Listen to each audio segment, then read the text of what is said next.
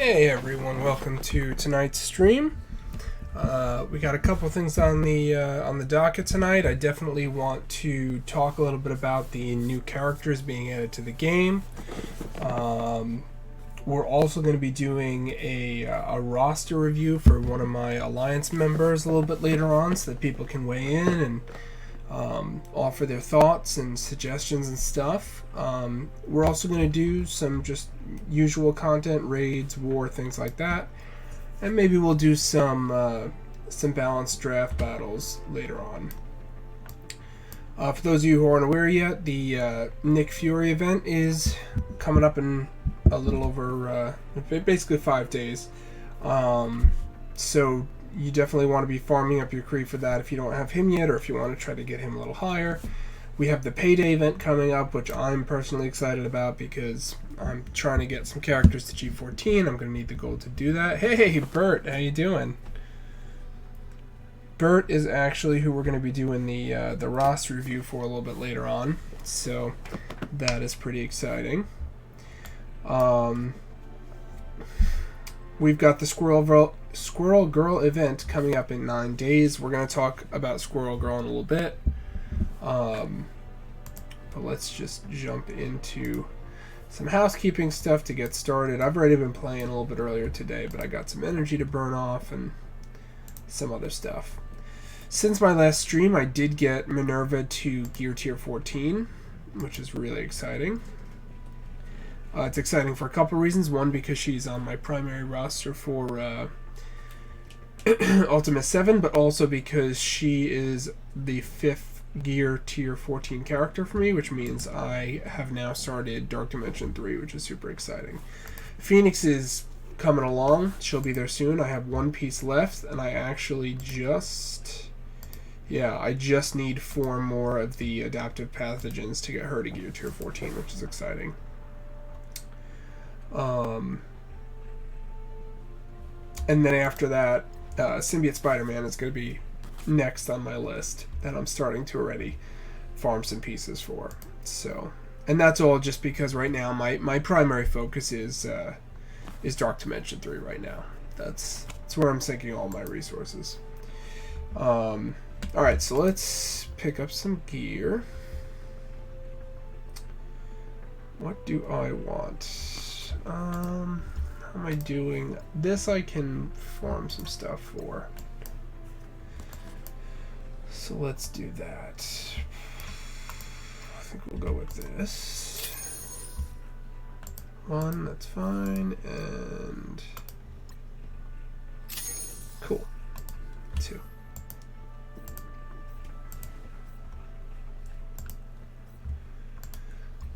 I still have to do at least one more arena battle. I've been, again, bouncing up and down a lot, but I have been able to claw my way back up. I was sitting at like 350. Now I'm bouncing between like low 200s to as high as like 120-ish. So I'm still bouncing around a lot though.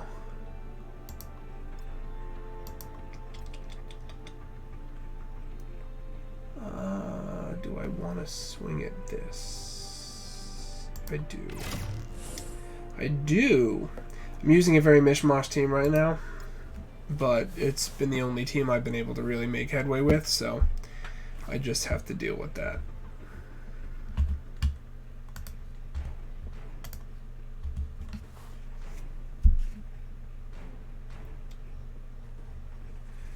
I'll give my my hot takes on the new characters when we get ready to do the roster review for Bert, because it sort of fits in with that. Some of my thoughts about the directions that newer players should be going and what the introduction of the Young Avengers is going to mean for everybody, and we'll go from there.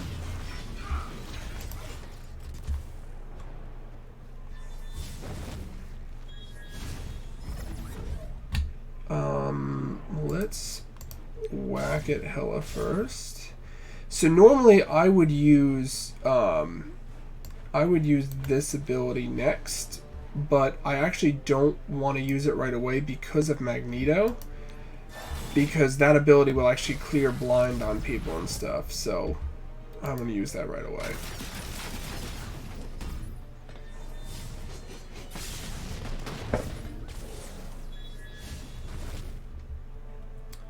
However, I do want to hit everybody for some damage here and get some health back.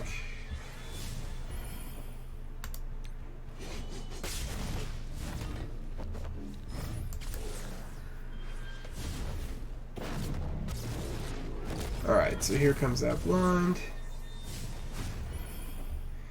We'll go ahead and summon minions with Ultron, so the blind won't really matter for him. We'll start dropping buffs from the minions on the team. We'll heal a little bit because we can use it. I'm going to go ahead and hit Colossus with Ultron's ult.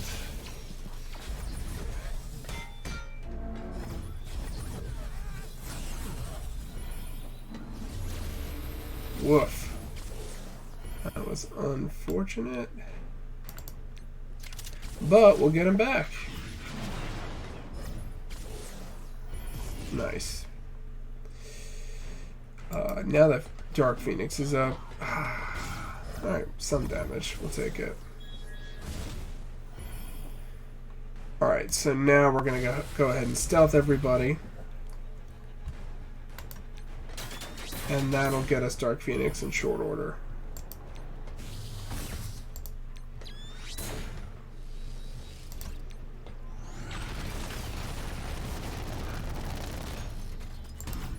War Machine is absolute beast mode with his ultimate.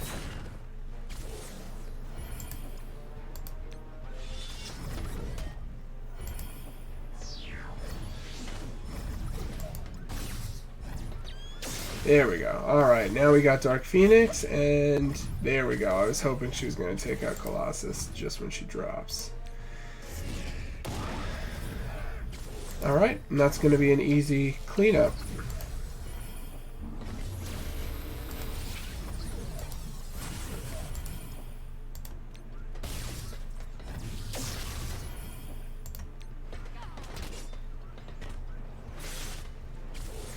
Ultron revives, and we can actually auto out the rest of this.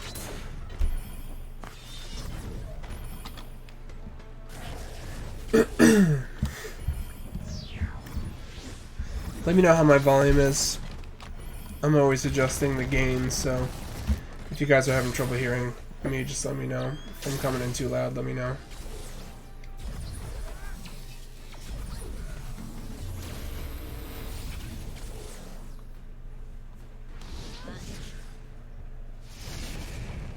All right.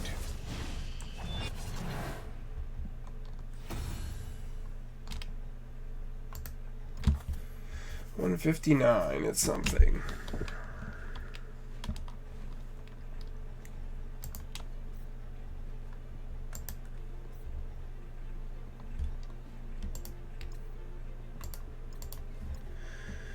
Okay.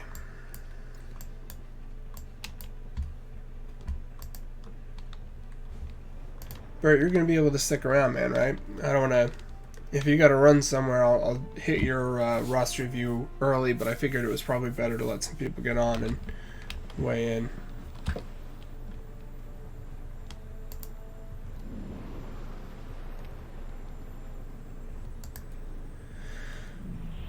Alright, let's take out this team to push down a little worse. Been having bad RNG on Loki shards, huh?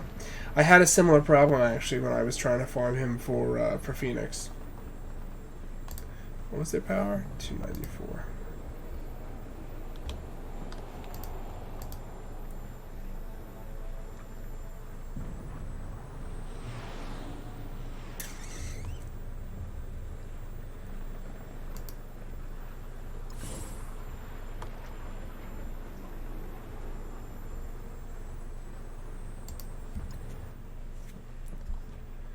Three rounds at 0. Wow, that's terrible.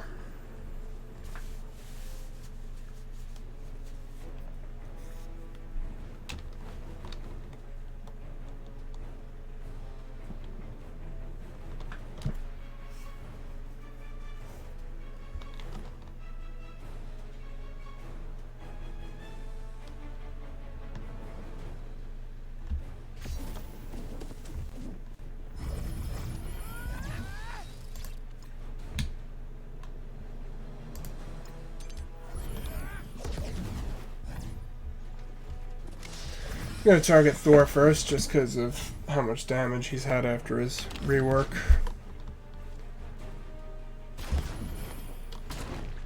He used to not be a priority target, but now he definitely is. Alright, with all those leads stacking on him, I think we can maybe lay off him and see how it ticks down.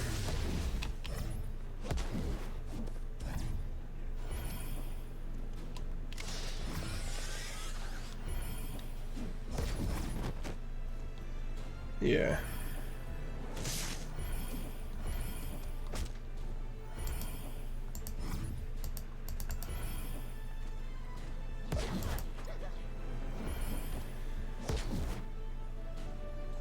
You're afraid you're not going to be able to make Black Bolt. Sif won't show up either. Yeah, so I was having a lot of trouble with Sif, actually.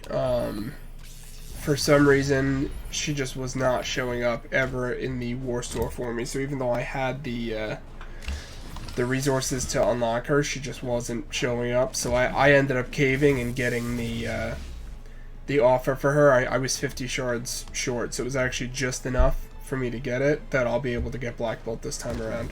I didn't want to miss it. I missed it last time. I didn't want to miss it again. So it was worth it for me to invest a little bit to get those missing shards of Sif.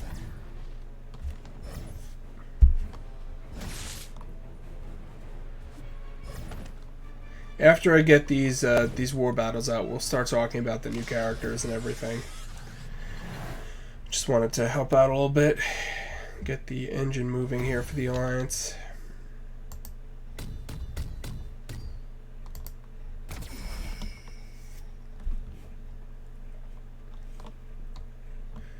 Let's see what deck we just opened up.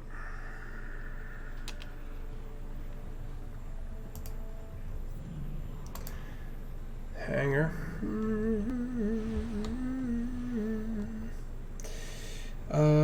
Let's see, 188 Hydra. I should be able to whack that for the group. Let me just take a look here. I don't want to have to do a 100k punch down with my power armor, but I don't know.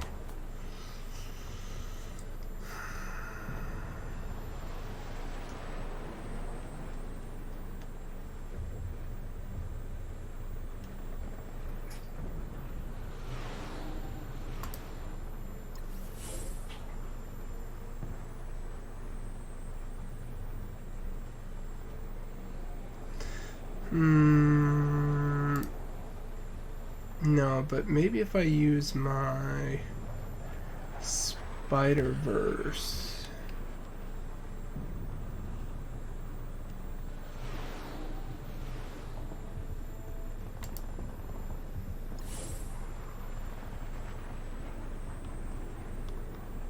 I think I'm going to go with the Spider-Verse and just overwhelm the minions.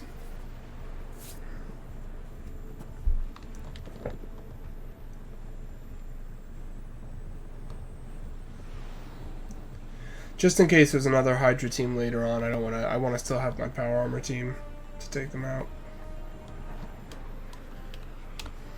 And then after this fight we'll stop, we'll talk about Beast and Emma Frost and my hot takes on the Young Avengers and whether they're worth actually investing in or not.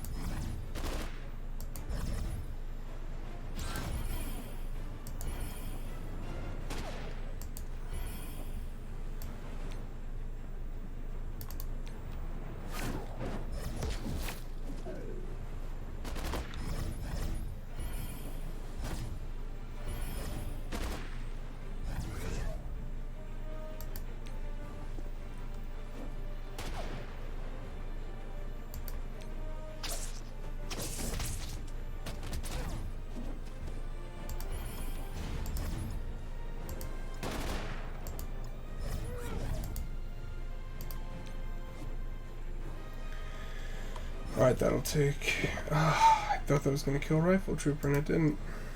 It's unfortunate.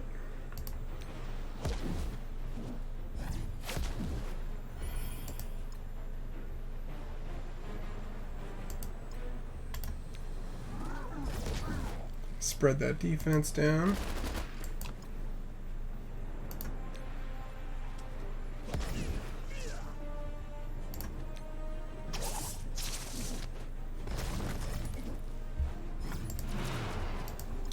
Alright, that's one charge off Red Skull. Come on. There we go. It's two charges off. I was hoping that was going to be three, but it wasn't.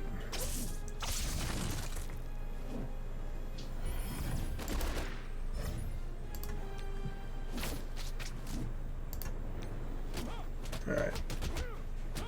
It's four total charges off.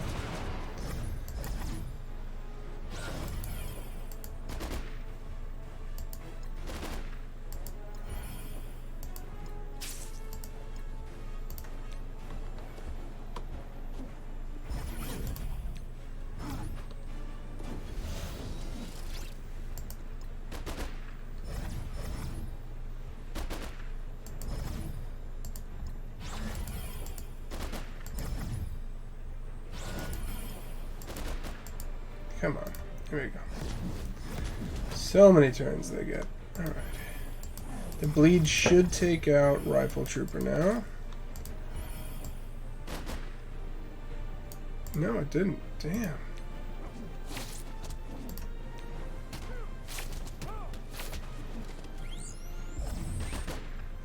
Lost miles, but that's alright. Most of our power is locked up in the symbiotes anyway.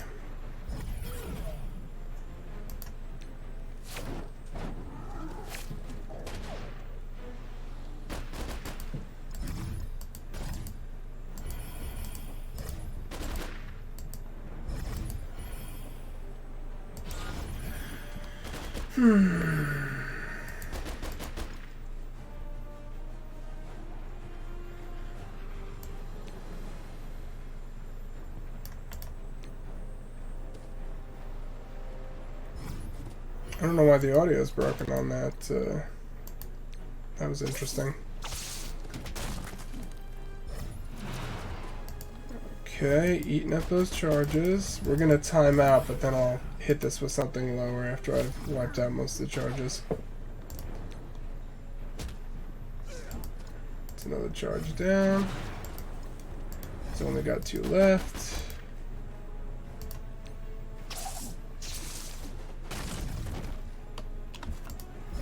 Come on. Nice. That eats up the last of his charges. Now we'll just auto for the last couple seconds.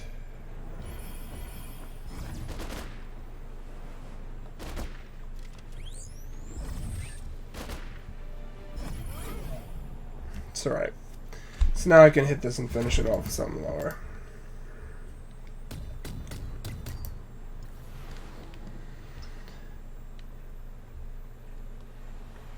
And more importantly, we conserve power armor for later on, which I wanted to do.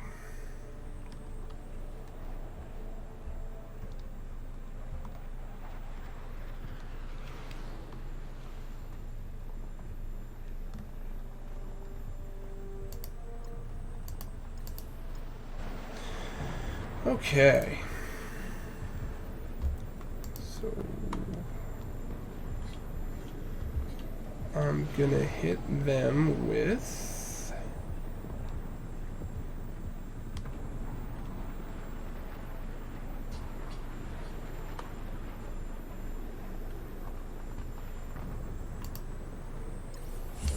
I'm actually gonna hit them with my creatine.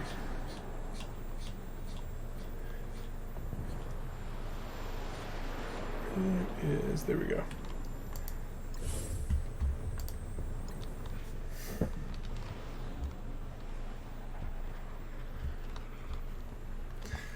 So how you guys doing tonight?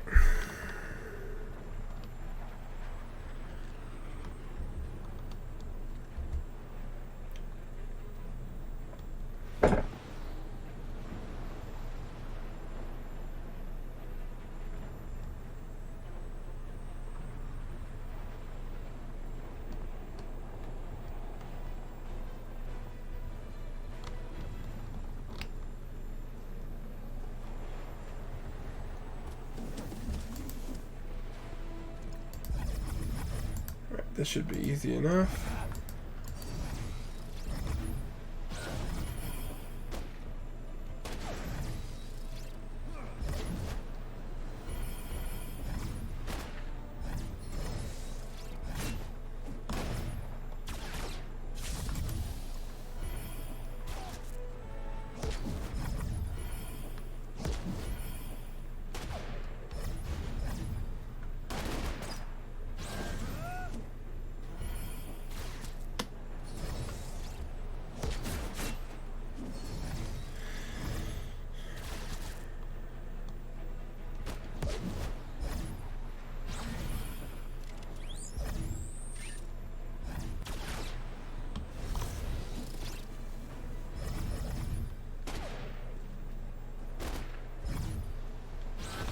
I may have overestimated my creatine.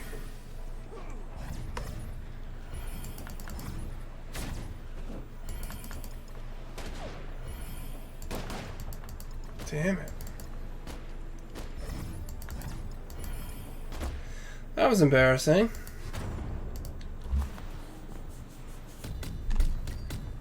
Oh. Someone else will finish them off, I'm sure, now that I knocked them down to 4. If everything works out, you should have Symbiote Spider-Man at 4 stars when the event is over. That's awesome. That puts you in a really good position. Alright, so why don't we talk a little bit about, before we do the roster review, I want to talk about the new characters coming out. So,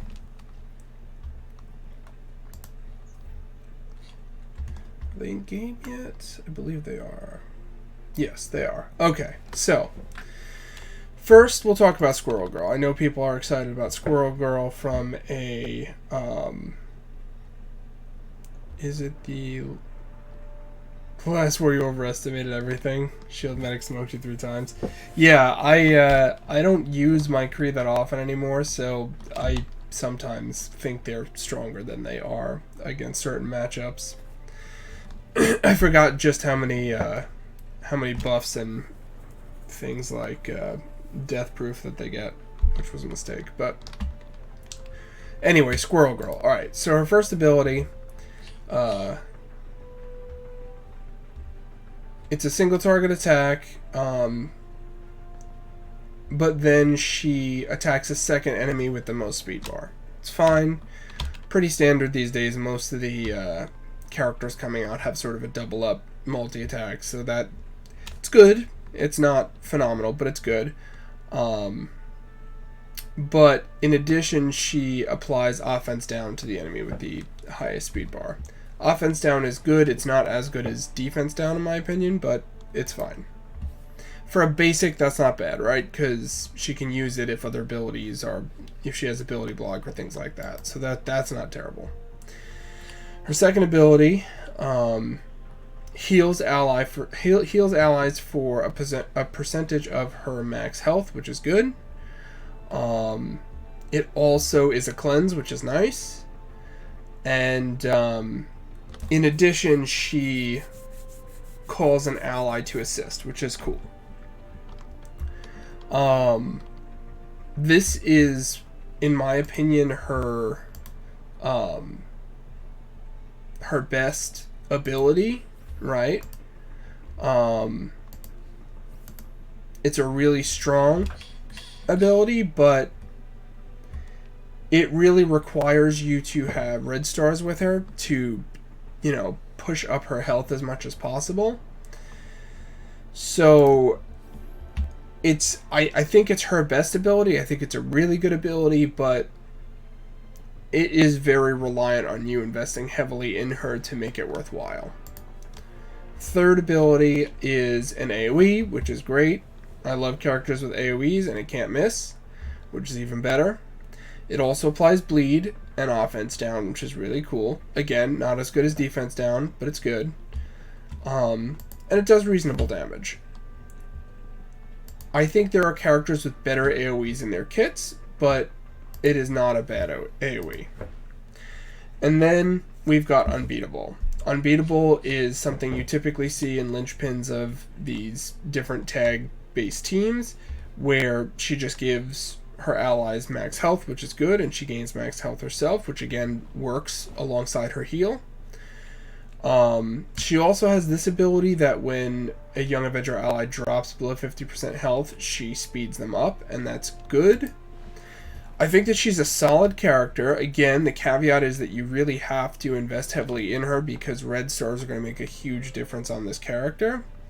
However, looking at the Young Avengers as a whole, I'm not super impressed with that team. It's possible that I'm sleeping on them, absolutely, but my initial instinct is I would not recommend, especially newer players with everything that you need to focus on, unless you have a particular love of these characters. I would not recommend investing these characters past gear tier 12. I just wouldn't. I think that the mini uniques, which are so hard to come by, I think that there's much better characters for you to be investing in. So I would say this is definitely a good team to have in your roster if you can have them in your roster. But I wouldn't make them a primary focus. And if you have them, you need to know that you're going to be investing really heavily in characters like Squirrel Girl to really make her kit useful. Second character that's dropping is Emma Frost. Emma Frost is really, really good. She actually is going to have one of the highest focus ratings in the game, and she's actually going to be a hard counter to Black Order, which is really good. And we'll talk about why that is. But her basic attack, she attacks a primary target with a chance to flip positive effects into negative effects, which is great. If she has charged, she attacks for additional damage and has a chance to just clear the positive effects. As you level up this ability, it increases to 2 effects, right? Her second ability is Diamond Form. She gains a barrier equal to a percentage of her max health. So again, just like Squirrel Girl, whenever you see stuff like that, what it's telling you is that if you really want to make this character worthwhile, you're going to need to try to get some red stars on them because you really just want to pump their stats up as much as possible. She gets a cleanse with this as well, so she barriers herself. She cleanses effects from herself and allies. Eventually, at max level, it's all negative effects, which is amazing. She also then applies immunity to herself and mutant villain allies. So again, that synergizes with both Brotherhood and Marauders, which is nice that she has some flexibilities. She also applies slow to enemies, which is cool too.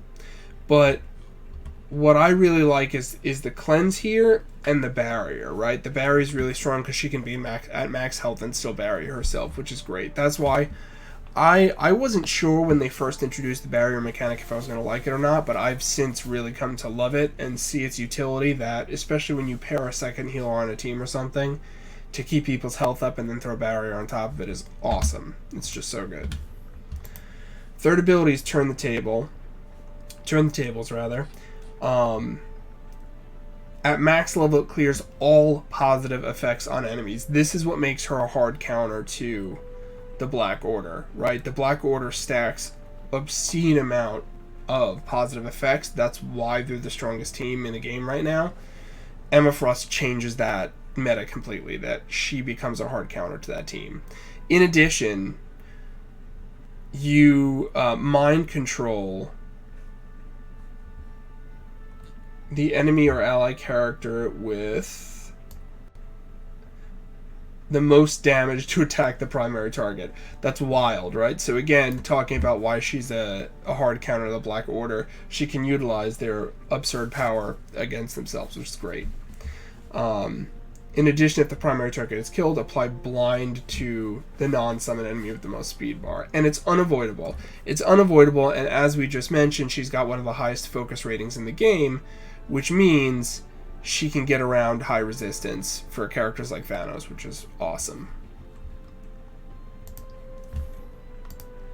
And then finally, the White Queen. On turn, she self-heals, similar to like Wolverine or Sabretooth or other similar characters. In addition, on her turn, she slows down enemies, which is awesome. For a passive, that's really strong. And while charged, she gains a huge amount of armor and resistance. So that's awesome. In addition, you see that she enhances Marauders or Brotherhood as a war defense team by applying defense up to mutant villain allies, which is cool. Altogether, she's a really, really, really strong character. I'm really excited to utilize her in a Marauders team. And I think she's a great addition to the game, and she's going to definitely be a must-have for those teams. Moving on to Beast. I'm really personally excited about Beast. I love X-Men. They're one of my favorite teams to play. And Beast does a few things for the X-Men team that's going to be really important in the current meta. One thing he's going to do is he's going to create a viable mutant team that doesn't include Phoenix, right? Because right now, if you don't have Phoenix, it's very hard to have a viable X-Men team. So Beast allows you to do that.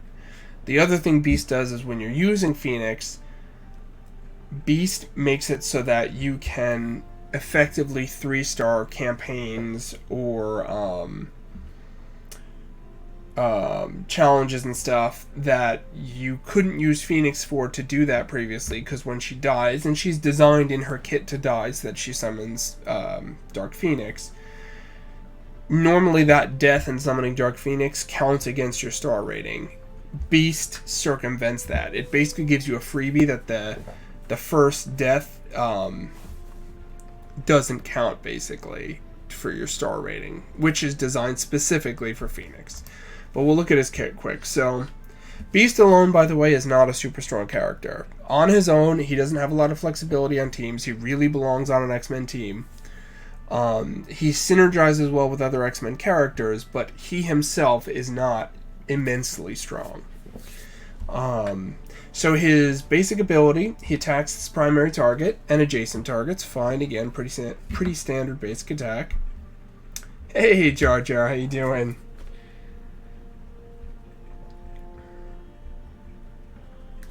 So, pretty standard basic attack, hitting the... I'm glad you're doing well. Very glad.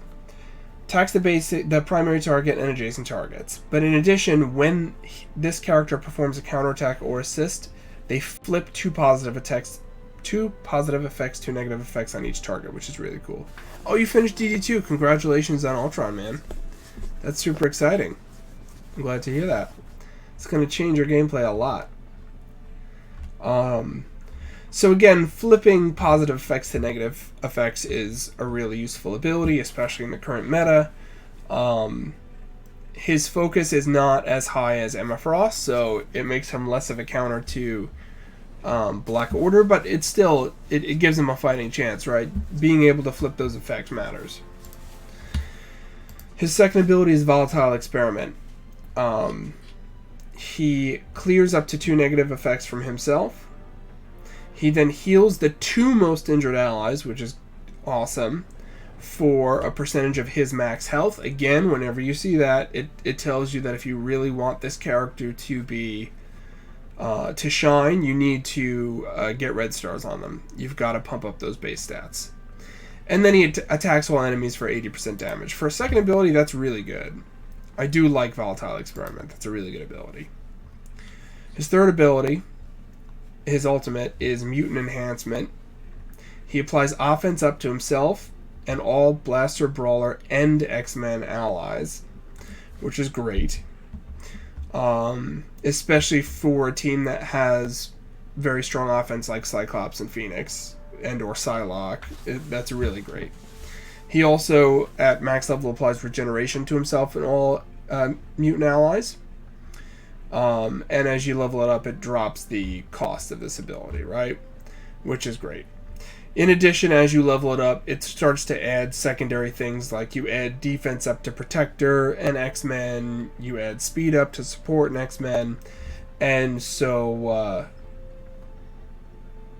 it's also worth noting that if I read this correctly, and I could be wrong, I haven't heard any talk about it, but the way it's written, It may actually double up if someone's like a Blaster and an X-Men. I don't know if it'll apply 2, or if it'll only overwrite and apply the 1.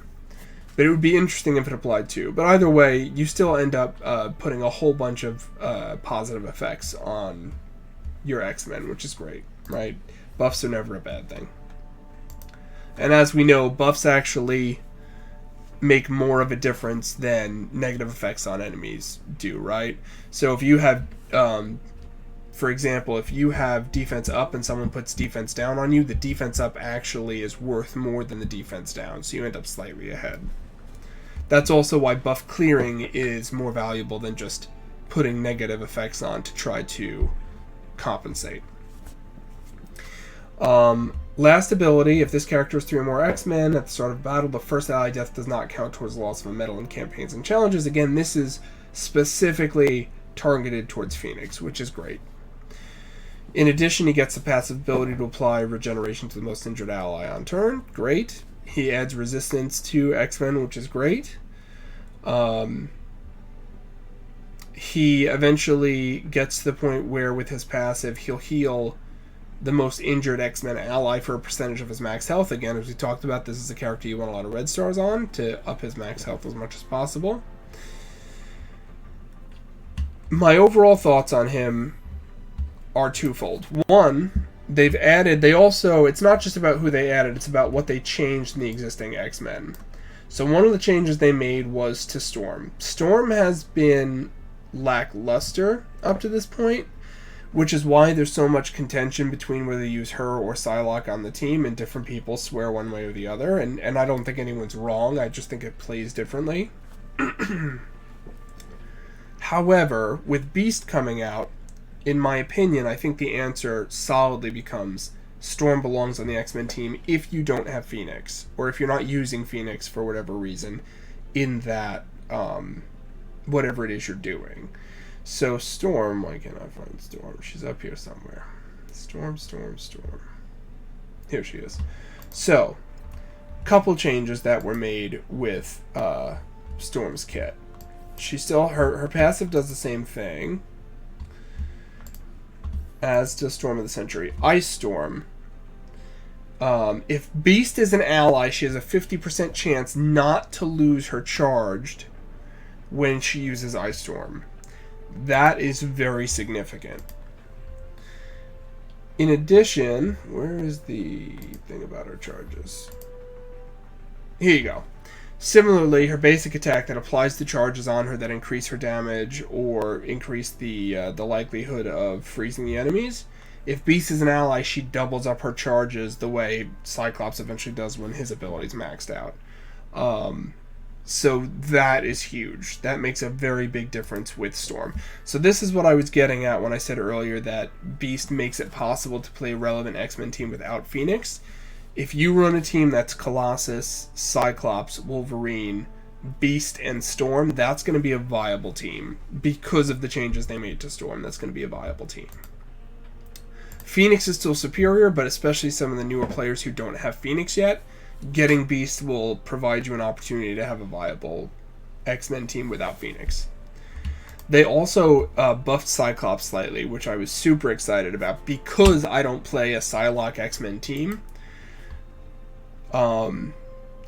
Cyclops' Optic Blast was guaranteed previously to apply defense down if Psylocke was on the team. But if Psylocke wasn't on the team, if it was just a chance, they reworked him with a buff now that if he has at least one or more X-Men allies, he just always applies defense down.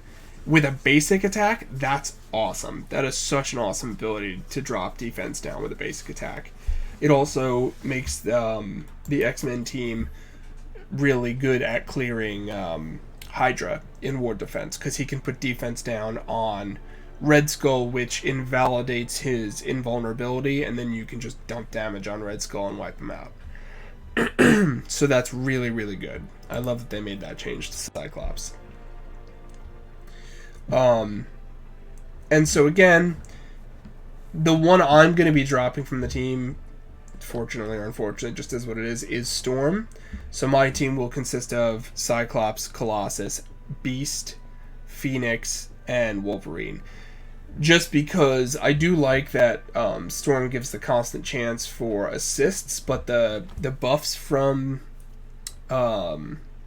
Beast and his ability to heal allies and create some sustain that currently doesn't exist on the team, that's going to be huge. Honestly, that's one of the biggest issues I've had with using my X-Men in the arena, is that because they have 0 sustain, even though Phoenix is really strong and Cyclops is really strong, if I was going up against teams like Asgardians that have a lot of AoE potential, they would wipe out Cyclops before he could use his ult. If Cyclops got his ult off, I win the arena fight. If he dies before he does, I lose. So having a character like Beast who can heal Cyclops and make sure he makes it to his ult for all that damage, that changes the meta significantly in arena. So I'm very excited for Beast. I'm excited for Beast. I'm excited for Emma Frost. I'm ambivalent about Young Avengers. I don't think they're going to be top tier. I think they're going to be solid, higher end, mid tier.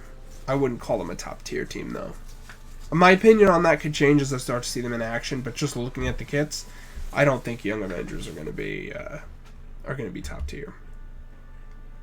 So those are my hot takes on the new characters coming out. Next order up is we're going to look at Bert's roster. We're going to talk to him a little bit about where he should be taking things and if it looks like he's going in the right direction. And you guys, of course, can weigh in. And then after that, I'm going to hit some raid nodes and we'll just sort of see where the night takes us here. But what I'm going to do now is I'm actually going to pull this over here. Okay, so I'm going to zoom in on your graphics here because I think that is what people like to see anyway. Let me know if it's grainy or if this is clear enough for you guys. So I can see here you're focused on Loki and Nobu because obviously you're pushing for Phoenix, and that makes sense. Phoenix is worth pushing for, so keep at it. 100%. You're also focused on Scientist Supreme, which is fantastic. Scientist Supreme is vital for Ultimus 7, which should be a priority. Definitely keep going for her. Having said that, Scientist Supreme should be a priority, and that's great. I would get her up to gear 12. You might want to wait to start pushing her with gold tier gear, because I think you're better off actually focusing on trying to get your future DD3 team to, and also DD2 team to gear tier 13 and then ultimately gear tier 14, and then you can start focusing on secondary characters. Additionally, because of Scientist Supreme's function on the team, she's there primarily as a flipper of negative effects to positive effects, and to put negative effects on the enemy team and for her revive.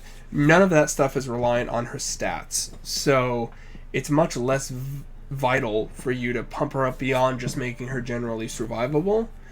You don't have to try to maximize her for damage or anything like that, so I would say get her to gear tier 12, and then you can actually pump the brakes a little bit on her.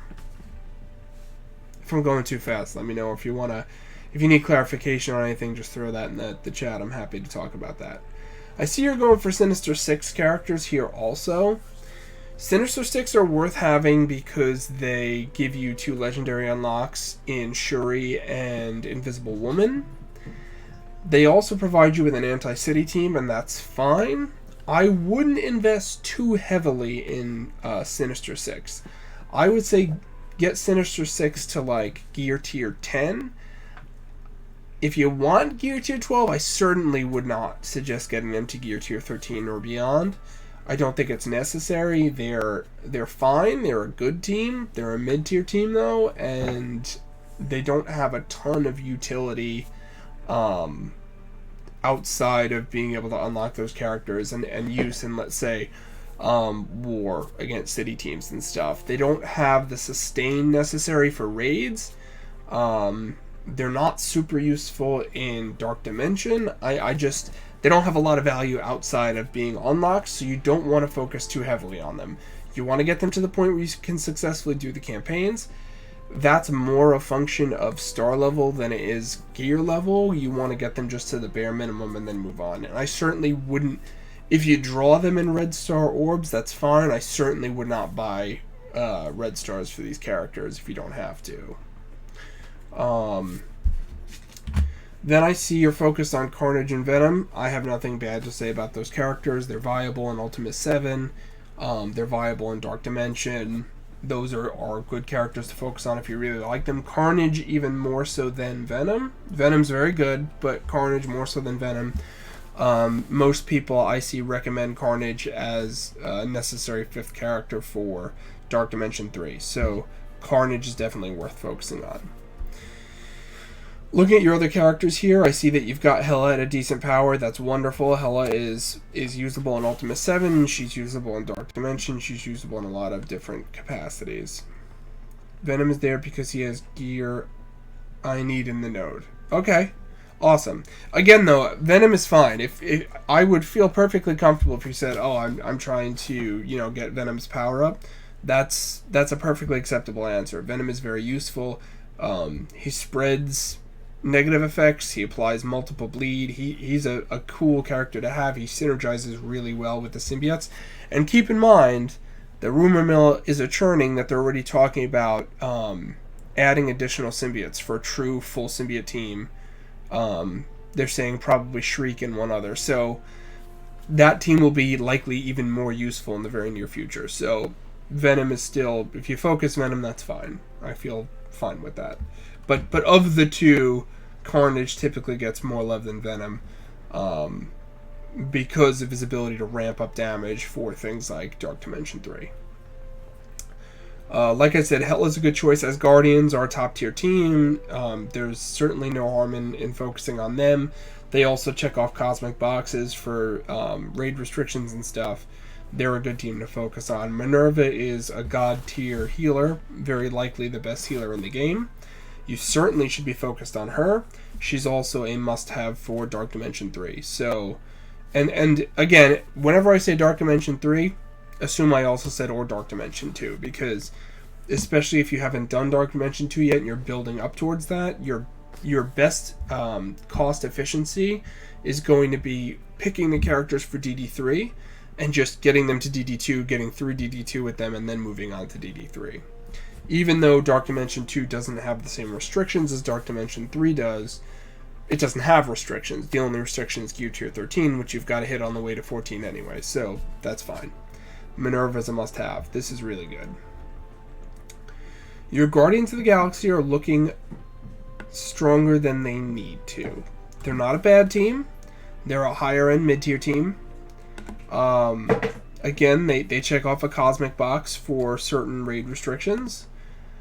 I wouldn't focus any more on them than you have. I would say solidly getting Guardians up to Gear Tier 10 or 11 is fine. Mine are higher than that only because that's a relic of me being an older player, having played longer. So at one time, they were a really strong top-tier team.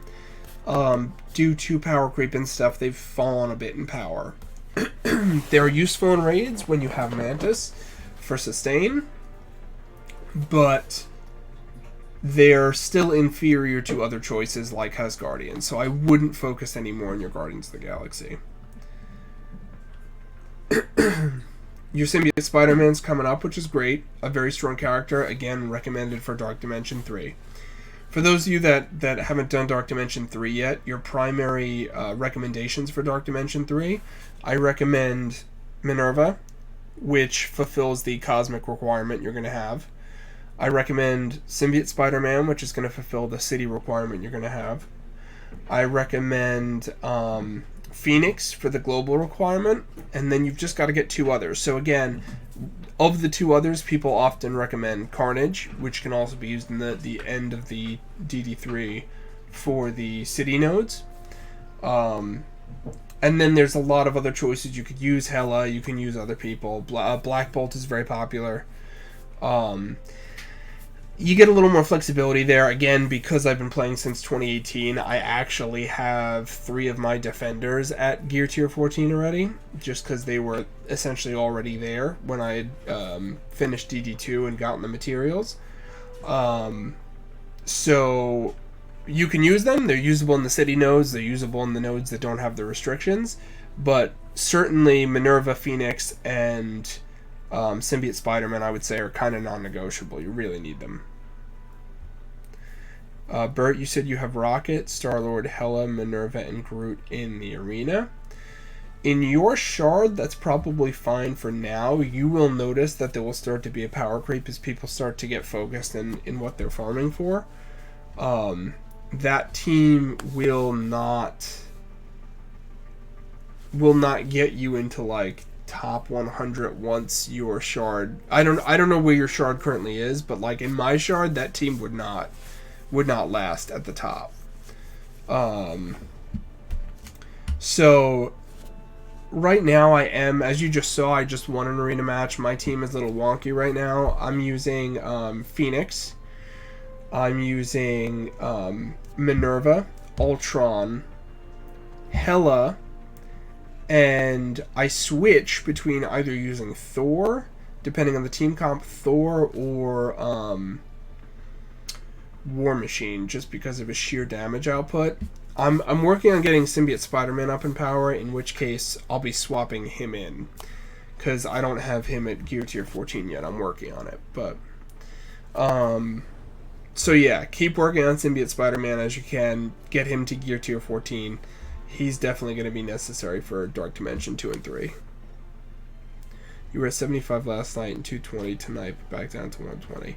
You're going to bounce around a lot. But like I said, the one saving grace for you is that because of how the game works, they put you in a different shard with people who have been playing for a similar amount of time as you. And most people, honestly, either haven't joined an established alliance yet or haven't sort of caught on to how the game works and what they should be focused on. So that current team comp that you have will be fine for you for a while, but you'll see a shift at one point, you know, in your gameplay career here, where you'll start to see like, oh, I'm starting to see much more similar teams, I'm starting to see much more meta teams.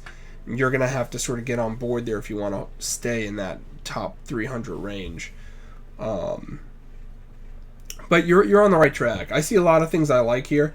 Obviously, you're in our alliance. We are doing Ultimate 7, and as a newer player, you know, we obviously know you're not going to be able to touch much, but as you start to build the right synergy teams, you'll start to see that you're all Asgardian now. That makes sense. You're starting to see that you'll start to see that you're getting more traction, and as you get signed to Supreme up in power, Minerva's already looking good. You'll keep getting her higher up. Who else do we have here that would make a really good Ultimate 7 team? You've got Invisible Woman. She's not as strong yet, but you could use her. You could use Hela on that team. Symbiote Spidey, as you get him up, is good for that team. You can use other Asgardians to sort of fill in as you go, but as you get these characters to higher level, these characters are going to be what makes your Ultimate 7 experience better and makes you start getting higher percentage completion for your nodes. Do you have any other questions about your roster, just in general? I mean, you got a lot of characters down here, which makes sense. You are newer to the game, so you haven't had the resources to really pump most of these characters up.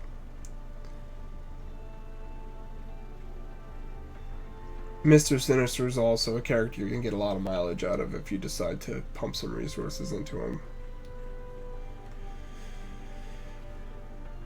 I've seen a lot of people actually say they take him into Dark Dimension 3 also, because you can clone one of the enemies strategically to shift the dynamic. I've also seen people taking Ghost Rider into DD3 as a city hero character. Ghost Rider is generally a very strong character as well. I'm going to pull this out of the way here. Where to focus next for about... For right now, you said, what should you focus on?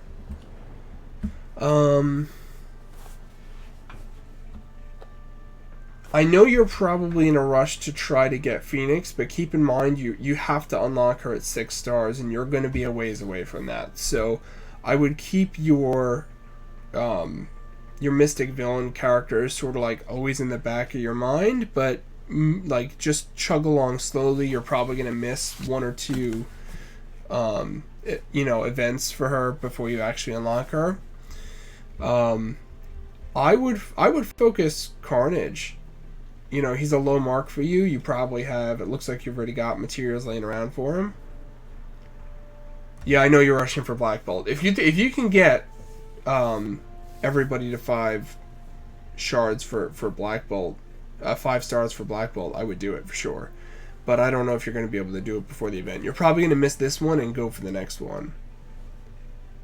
Jar Jar missed 3 of the Phoenix events till he got her, yeah. Yeah, I missed 1,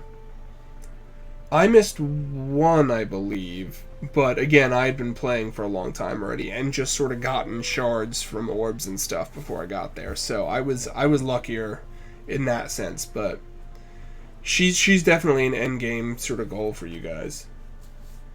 You're hoping to get Black Bolt,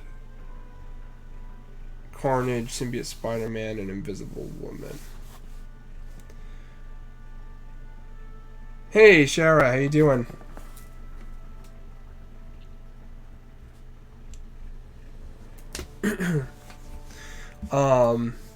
Yeah, I would say keep focusing Symbiote Spider-Man and Carnage. Like I said, it looks like you already got material and stuff for him. I would bump Carnage up. He's immediately usable for you. Yeah, family time's important, Shara, but welcome. Glad you can join us for the stream.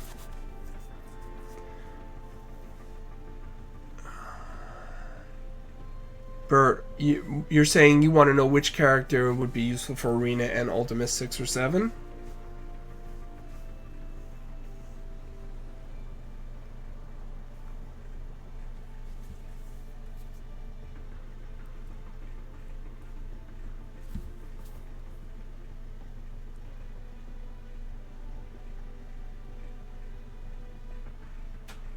Yeah, I would say if you focus on Symbiote Spider-Man and Carnage,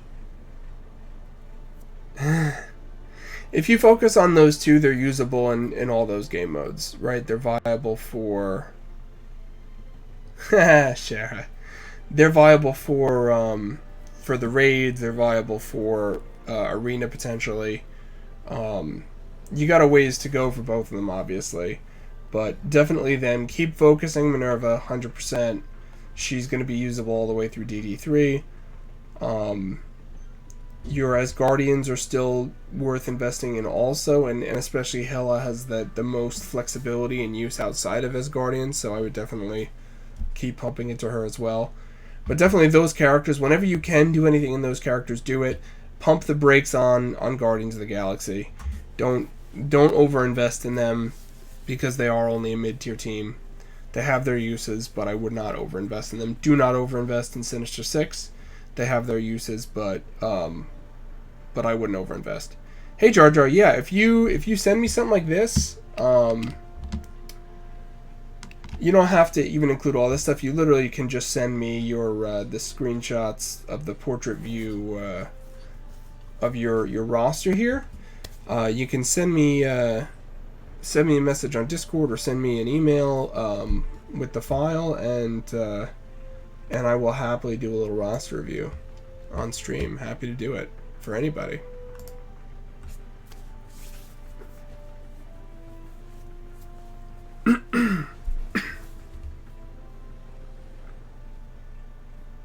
Yeah, Bert, wanting to focus on one of each makes sense to try to make sure you're not oversaturated trying to get material of one type, such as mutant or bio or whatever, and that makes sense. You're already sort of diversified, though, because you're focusing on Asgardians, which is going to be Mystic, with the exception of It can be multiple screenshots, Dark Eyes. Absolutely. And how you doing? Good to see you.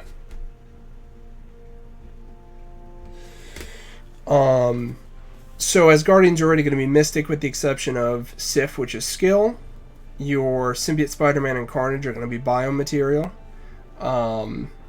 Minerva is going to be tech material, so you already have some diversification as to material you're going to be looking for. Once you get to, like, you hit a brick wall and you can't go any further, then, you know, we can do another one of these happily, but I would say for now that they should be your focus. So again, looking at my roster here for a minute, I did just get... I actually don't need to have her start anymore because I got her to Gear 14. My number one focus right now is Phoenix to get her to Gear 14 for DD3. My number two focus right now is Symbiote Spider-Man to get him to Gear 14. I'm still missing I'm missing 3 pieces on him. Just not only am I only missing 1 piece on Phoenix, but I'm literally just missing 4 of the adaptive pathogens on Phoenix for Gear 14. I'm working on Ghost Rider. I'm always working on Ultron a little bit. I'm working on a couple different characters. Mr. Sinister I'm trying to get up there because he's going to be a good addition. And then ignore the Defenders. I love my Defenders, but they're a relic of just me having been in the game for a long time. War Machine is awesome. I focused on him partially just because he's one of my only 6 Red Star characters, and also because he's just a beast who does immense damage. And I do like Power Armor as a team, because look, there's always a component of, like, you have to do what you enjoy and who you like. So is that Invisible Woman bio as well? I still can't farm gold.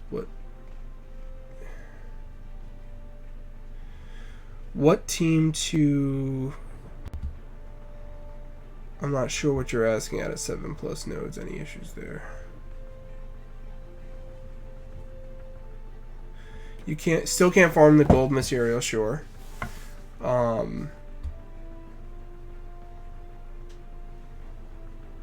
Yeah, absolutely. Helen's abilities are very, very good. So Invisible Woman, I believe, is bio. I have her lower. Not that she's not a good character, but she just hasn't been a focus for me. Yeah, she's bio. She's biomaterial. So, if you're going to be focused on Invisible Woman, it needs to be sort of a conscious choice. I wouldn't throw my materials around too many different ways, because you'll run into a problem where you then can't get any single character high enough to where you can use them for DD2 or DD3. As far as healers go, Minerva is a better choice than Invisible Woman. Obviously, if you can get them all, that's great, right? We've talked about previously in our Alliance chat that there is a really viable, good Ultimate 7 team called Ultron's Angels, which consists of Scientist Supreme, Minerva, Shuri, Invisible Woman, and Ultron, where the 4 support characters just keep Ultron alive indefinitely, and he does the most damage output between him and his drones. But of all those healers, in my personal opinion, Invisible Woman is on the bottom end. It's a toss-up between her and Shuri, which one is more or less valuable, but of those 4, the 2 that are sort of non-negotiable in my opinion, the 2 that are must-haves are Scientist Supreme and Minerva. You've heard of people using Invisible Woman instead of Groot for DD2. Absolutely. Invisible Woman is viable for DD2. Invisible Woman is potentially viable for DD3. I wouldn't focus on her. I wouldn't make her a top priority, honestly. I would, again, focus on Minerva because she checks that cosmic box for you, which is important. And then you've got other stronger characters that are necessary, like he's not going to have Phoenix for a long time, so I'm not going to dwell much on Phoenix because that is a much later goal for Bert, but Minerva is someone he has who he can focus resources in. Symbiote Spider-Man is someone he has who he can focus resources in. Ghost Rider he has and can focus resources in. Ghost Rider is viable as a city character for DD3. He will need a global. Using Invisible Woman with Minerva, absolutely. Absolutely you can. She's certainly viable. I also have Cyclops at Gear Tier 14, which is more a factor of me just really liking the character of Cyclops and being a big fan of the X-Men. But it will actually work out in my favor once Phoenix is there because I can take both of them into the global nodes of DD3. Which is great. I did start hitting DD3 actually. Can I hit a node right now? I hit one late last night, but I don't know what time. It refreshes. No, not yet.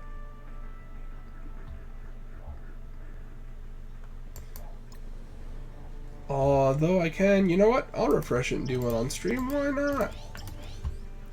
Let's do it. We'll do DD3.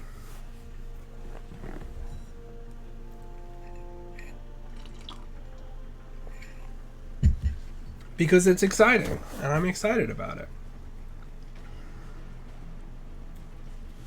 It was more just about... Colossus at the time was not my priority because I wanted the damage output.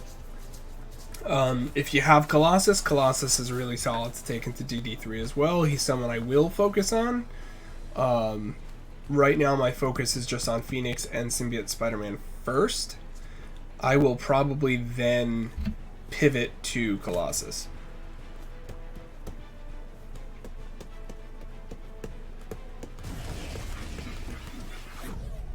Yeah, absolutely, Bert. Really, anytime. Totally anytime. Okay, so again, I already started hitting this node. We're going to go ahead and whack at that Hela, because I want to get her gone. Boom. First character down in DD3. These Cyclopses, when their ults go off, are just going to ruin my day completely. Look at all those stacks. It's going to be so painful. Yeah. Whatever.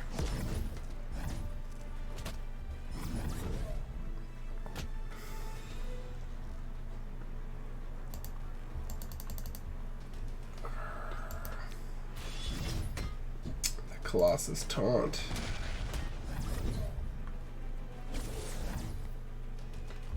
We're going too fast. Let's slow this down. Let's make it last a little.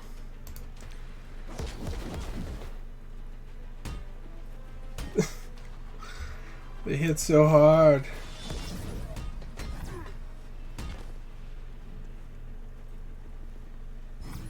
Oh! Punisher, why?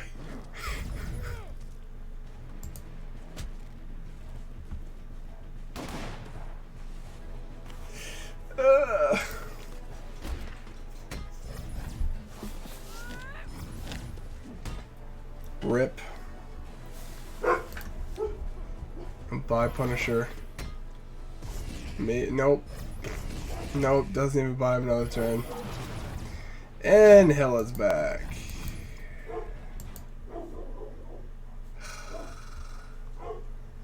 This is going to be probably a several-month endeavor for me, but once we get Phoenix, it'll start speeding up a little bit. But it is still going to be rough. Rough. So we've got a little more than 1,000,000 damage on the board already, but it's going to be a slow process. So again, just to clarify, I know there were some questions as to like what the actual requirements for Dark Dimension 3 are. Dark Dimension 3, you need your tier 14 characters. The first few nodes, there are no other restrictions than that. You just need gear tier 14 characters, right? Once you get to this node, 1, 2, 3, 4, fifth node, it requires global.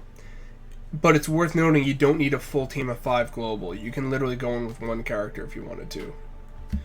Who do you recommend for the best X-Men team? Phoenix, Colossus, Cyclops are no-brainers, correct. Wolverine, and once Beast drops, Beast are what I'm going to say is the top team. Phoenix, Colossus, Cyclops, Wolverine, Beast. If you don't have Phoenix for newer players, put Storm in Phoenix's spot, and that's the next best team in my opinion. Jar Jar, you messaged me your roster. Let me take a look here.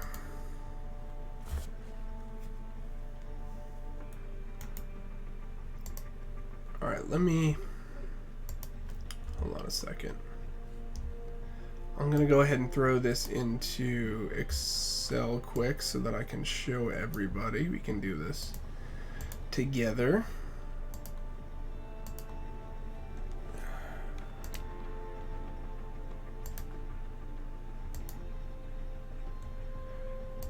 Okay, this will be Jar Jar.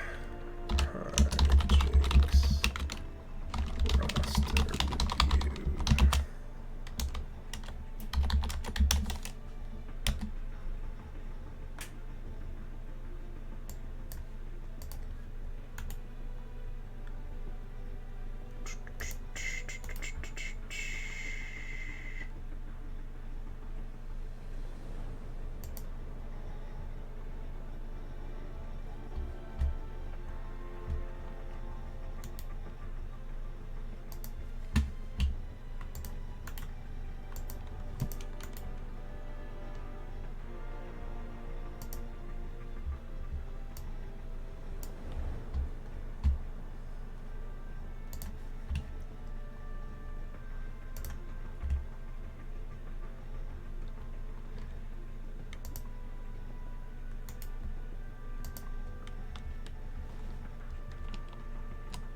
Just pulling the images in for you.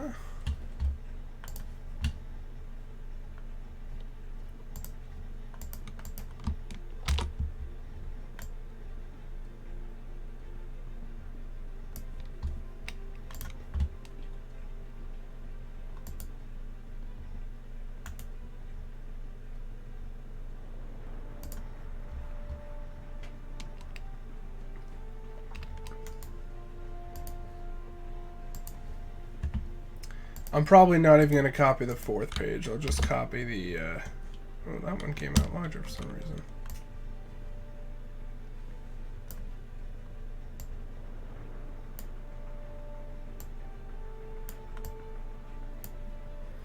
Okay.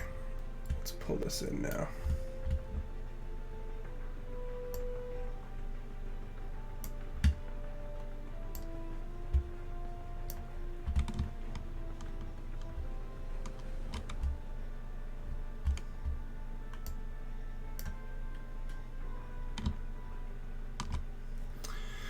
Okay, Jar Jar.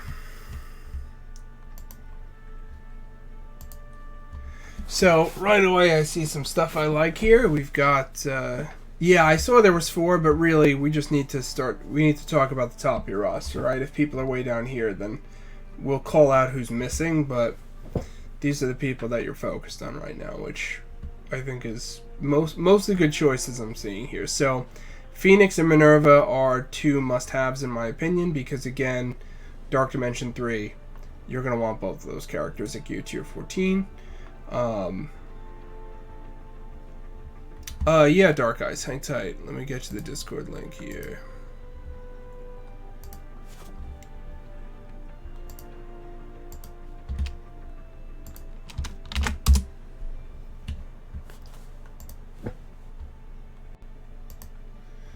Okay, we'll close this over here. As I was saying, Phoenix and Minerva look good. You want to keep leveling the 2 of them up for Dark Dimension 3 for sure. Symbiote Spider-Man is a little on the low side. You definitely want to give him some love next, because you're going to want to bring him into Dark Dimension 3 also. Do you have... I see 1, 2, 3 members of the Black Order here. Do you have Ebony Maw? I didn't see him. Is he in the last page here?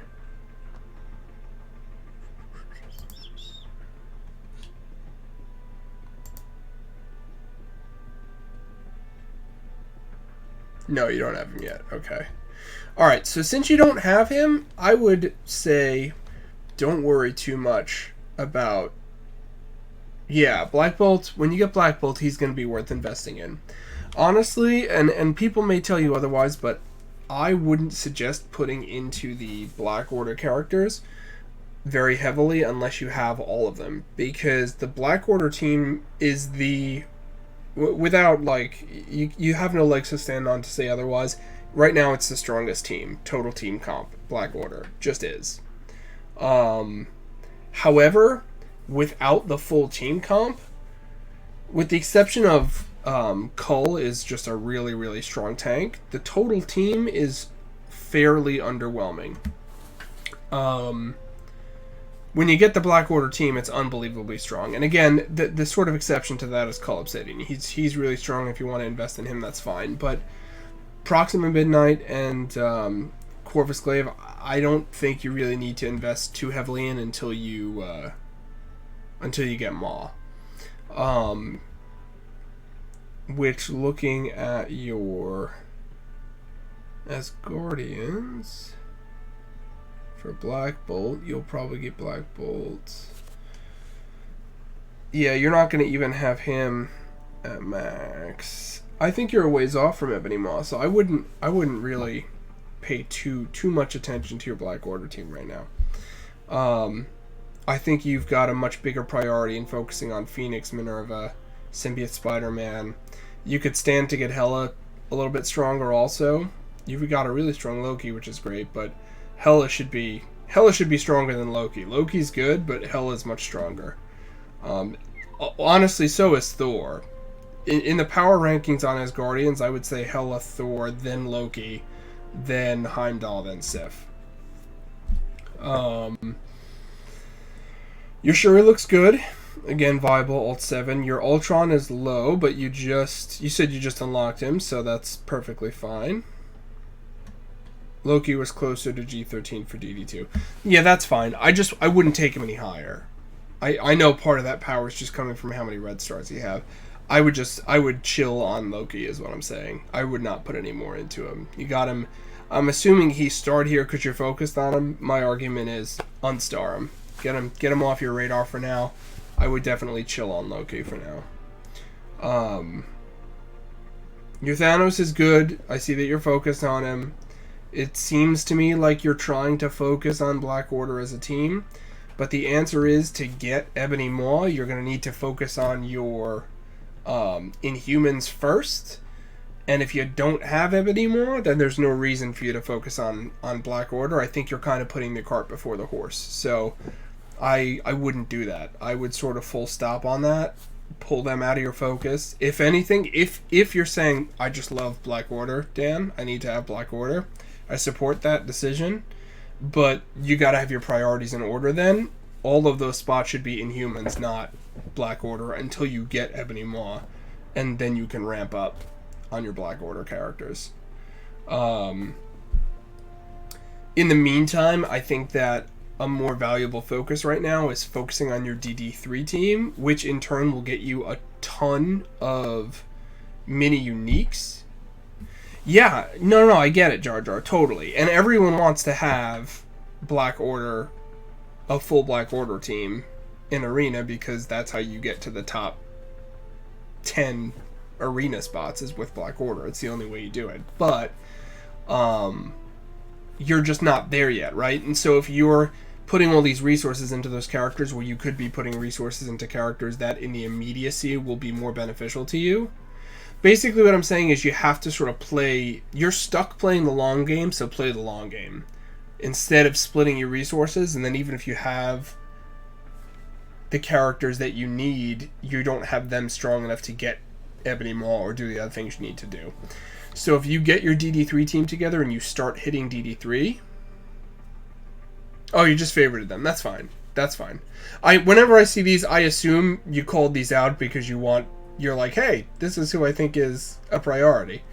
If you just favorited them just because, like, that's your vision board, that's fine. It's fine to have them on your vision board, but certainly I wouldn't be investing in them right now.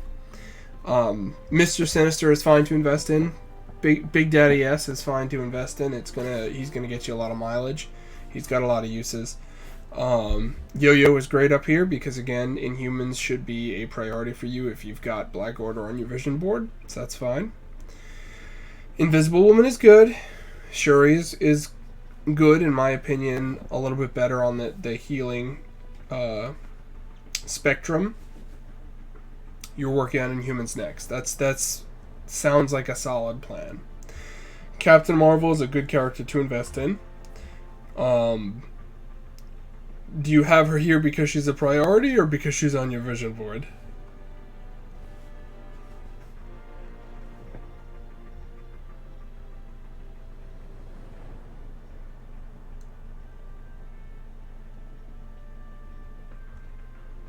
She's on your list to work on.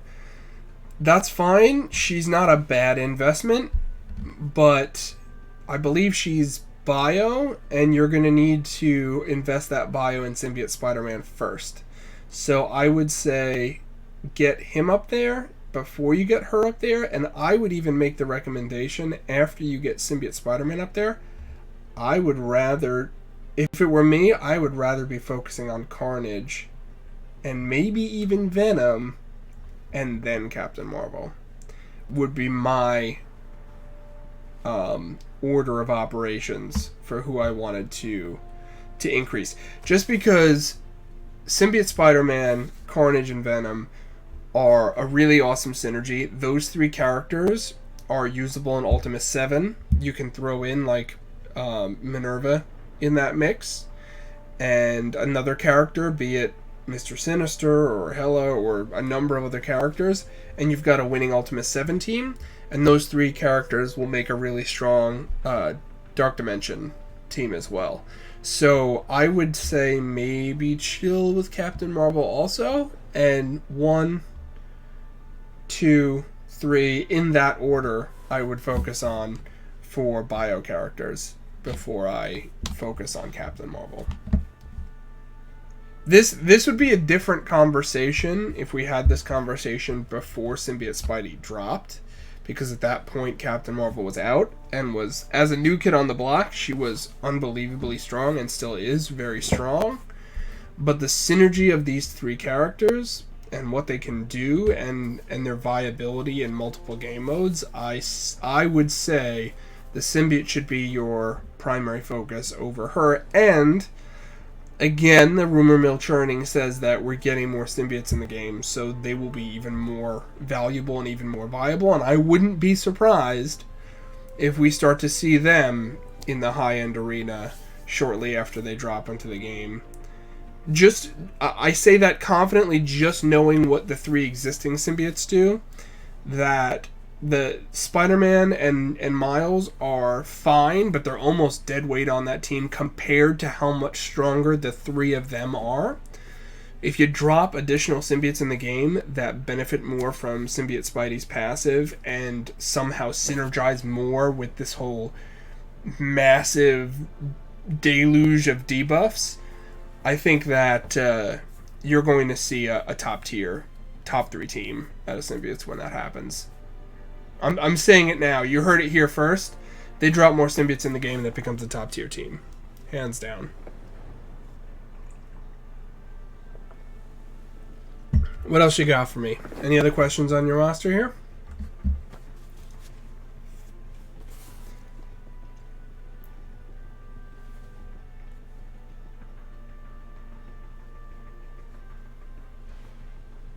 Roger that. Well, if you do have additional questions, or as you start to invest in these more, as new characters come out, I'm happy to continue doing these roster reviews. Oh, looks like Dark Eyes. All right, man. We'll do a roster review for Dark Eyes. I didn't think this is how tonight was going to go. I'm not complaining. This is actually a lot of fun, but this was a fun little surprise. I did not think that's where we were going. I have to actually give credit where it's due to Bert, because he was the first that asked me to do this, and it ended up being pretty popular. Yeah, I'll put it together right now for you there, Dark Eyes.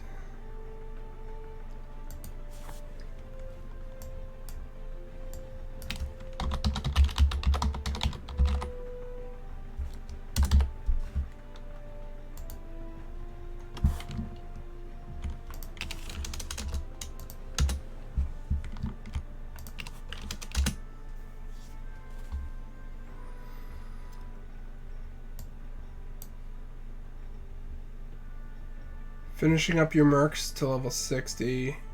Gear tier 9 for the merc event. Then you were debating on AIM or X-Men, which is why they're starred. Alright, we'll take a look and see where you're at and what makes the most sense.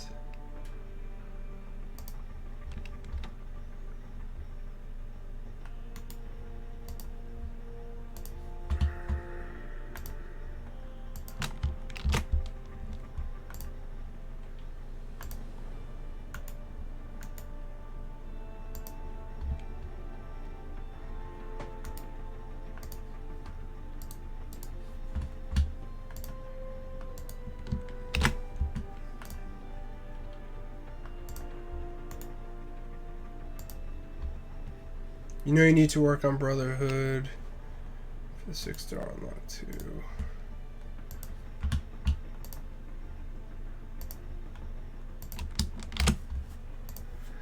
For the Magneto 6-star unlock, right? Too many characters to work on. Well, so here's the thing. How long have you been playing for Dark Ice?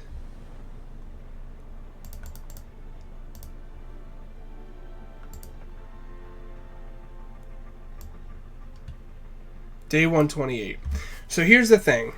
You're still relatively new in the game, all things considered. You've been around for a while, you're starting to get your power up, and that's great. It's very tempting to try to, like, rush into getting these characters the first time they come around, but it's not. You spend a decent amount, as you have a lot of legendaries in level 74. Yeah. Wailing out is certainly an option, but especially for people who are more free to play, this sort of goes as a general statement for everybody. There's going to have to be times where you look at it and you say, like, yeah, maybe I could break my back to get this character, but is it a character I can use immediately? And if not, maybe I'm better off saying I'm just going to, like, coast on these characters, knowing I'm going to get them 6 months from now when the event rolls around again. And in the meantime, there are these established characters that I already have that I can be working on their gear and stuff. I'm going to focus on them because it's going to do more for me as far as getting me more mileage in my raids or in war or whatever else. That's then going to get me the material that when I can unlock this character, I'll have everything I need to get them to gear tier 13 or whatever it's going to be. It's sometimes you have to play the long game is what I'm saying. Alright, so here we are. We're going to stretch this to the screen here.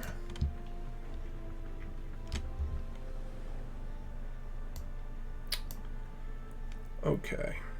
This one's a little grainy. I apologize, guys. Just pulling this stuff in here quickly. Alright, so you were focused on mercs for the gold event. That makes sense. That's fine. Outside of the gold event, I don't love mercs. I know that the addition of Taskmaster made them at least playable, but I still am not a huge fan. I'm not saying that you're focused on them. That's sort of just a general statement for people who may be curious, saying, oh, Taskmaster's out. This is now a top-tier team. I don't think it is. I think it's a solid mid-tier team. What do we got other than that? So, X-Men. X-Men is a really solid team, especially with Beast coming out. I feel really good about where X-Men stand in the meta. Yes, the mercenary team is good for war defense. That is a worthwhile note, Shara. Thank you. You were just getting them and leaving them alone. I agree with that decision, Dark Eyes. I think they're useful for the event, but outside of that, while they are useful for war defense, there are more useful teams, such as Hydra, that I would recommend putting resources in before mercenaries. So X-Men. With Beast coming out, I think X-Men are much more viable than they previously were. As I said previously in the stream, Beast changes a lot of things for the better for X-Men, and I think that's going to only enhance their already really strong arena performance.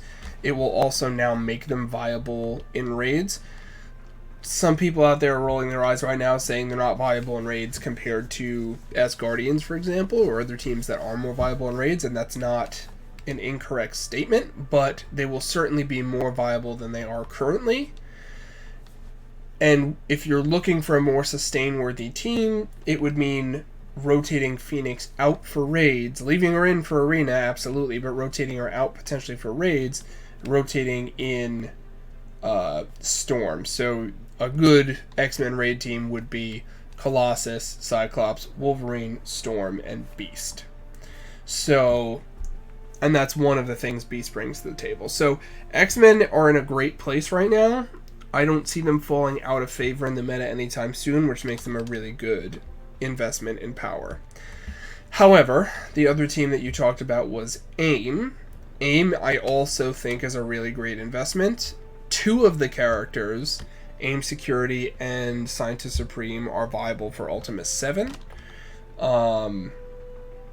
Not as viable for Dark Dimension, but viable for Ultimate 7, which is still important and game material for you and your alliance.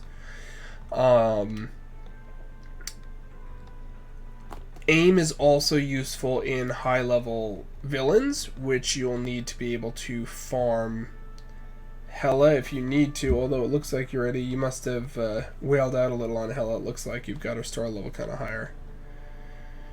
So do I think you should stop farming Psylocke and Storm? So, alright, first thing I have to say about that, understand that I'm not giving you conventional wisdom here. There's a lot of contention as to whether Storm or Psylocke is a better choice for X-Men. I am in the Storm camp. It is not the only camp. I think that it's sort of, from what I can tell, it's sort of split down the middle, but it's certainly possible that more people like Psylocke. I really like the high chance of assist on every mutant's turn from Storm, and with the release of Beast, Storm's kit becomes much more valuable because she has the chance. First of all, when Beast's on the team and her abilities are maxed out, she gains 2 charges with her basic attack instead of 1, which ramps up her AoE damage much quicker. She also has a 50% chance of keeping her charges if she uses her Ice Block ability. So I say Storm, specifically with the caveat that Beast is coming out and you need to get Beast. I think Storm is the better choice than Psylocke. I would not stop farming Storm. I think that Storm is a good choice. Again, Phoenix, with Beast coming out, Beast needs to be on the team. I think that Phoenix stays in, Storm goes out. I think Beast replaces Storm for Arena for X-Men. But I think that conversely, Beast replaces Phoenix and you keep Storm in for raids if you want to use them. And yes, you need AIM for Villain 7. Shara agrees. Storm is the better choice, but some people think that Psylocke is better in Arena and War, while Storm is better in raids and campaigns. I think that's I think that makes perfect sense. I think that Psylocke is Psylocke is better in War, I would say generally, yes. Arena is tricky. I think that Psylocke is really good against teams that put debuffs on your team. So if I were to pick X-Men into Brotherhood, or if I were to pick X-Men into Spider-Verse or something like that, I would go Psylocke, because you know the debuffs are coming, you want to be able to control the flow of debuffs and put them back on the enemy. Against teams that don't use heavy debuffs, I think Storm is a superior choice in Arena, because Psylocke's kit heavily relies on that transfer of debuffs and that extra damage. Losing that, you end up, I think, getting more mileage out of Storm's assists damage-wise. Plus, you gain the added crowd control. You're still new and low on resources, so you don't want to waste your resources into Wolverine if he's not good with the new team. He is. Wolverine stays on the team. Beast does not replace Wolverine. Wolverine stays on regardless. You're not worried about Arena. Current Arena team is Black Bolt, Yo-Yo, Hela Phoenix, Captain Marvel. Yeah, I wouldn't worry about Arena for you either. Yeah, no, Wolverine's not up for debate. Wolverine stays on the team. The core of the team remains Colossus, Cyclops, Wolverine, and in most cases, Phoenix.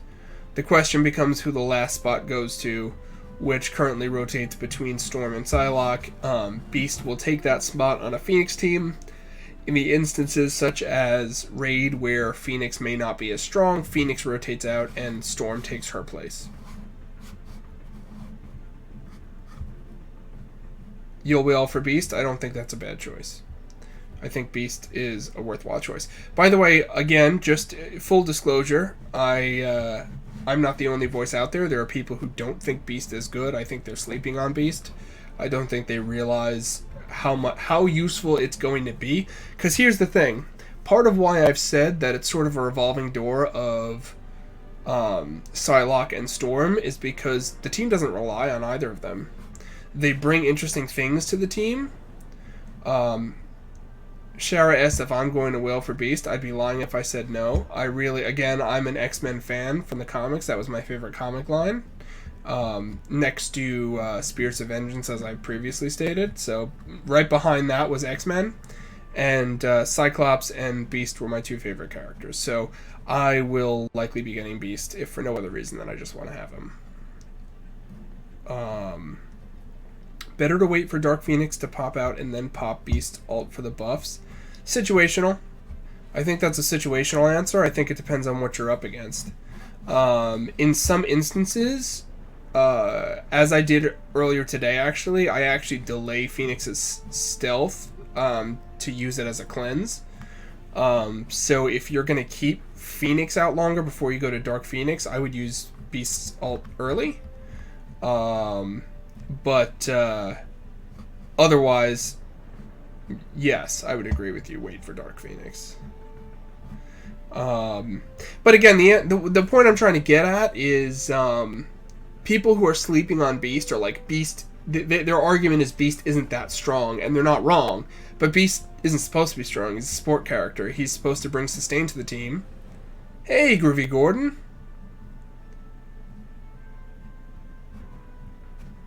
Yeah, I'm glad that it's helpful to you, absolutely. Since you're new to the stream, I'll just let you know we actually do a monthly gift card drawing, so whenever you stop by and say hi in chat, you get added to the, you get a raffle ticket added each day, so definitely stop by for that. And if you ever want me to do these roster reviews for you, you just, hey, thanks for the follow. You just have to, reach out to me through our Discord. I'll post the link for the Discord again, and I'm always happy to do these. Okay, let me get that back in chat there. Welcome to the Paleo Gaming family.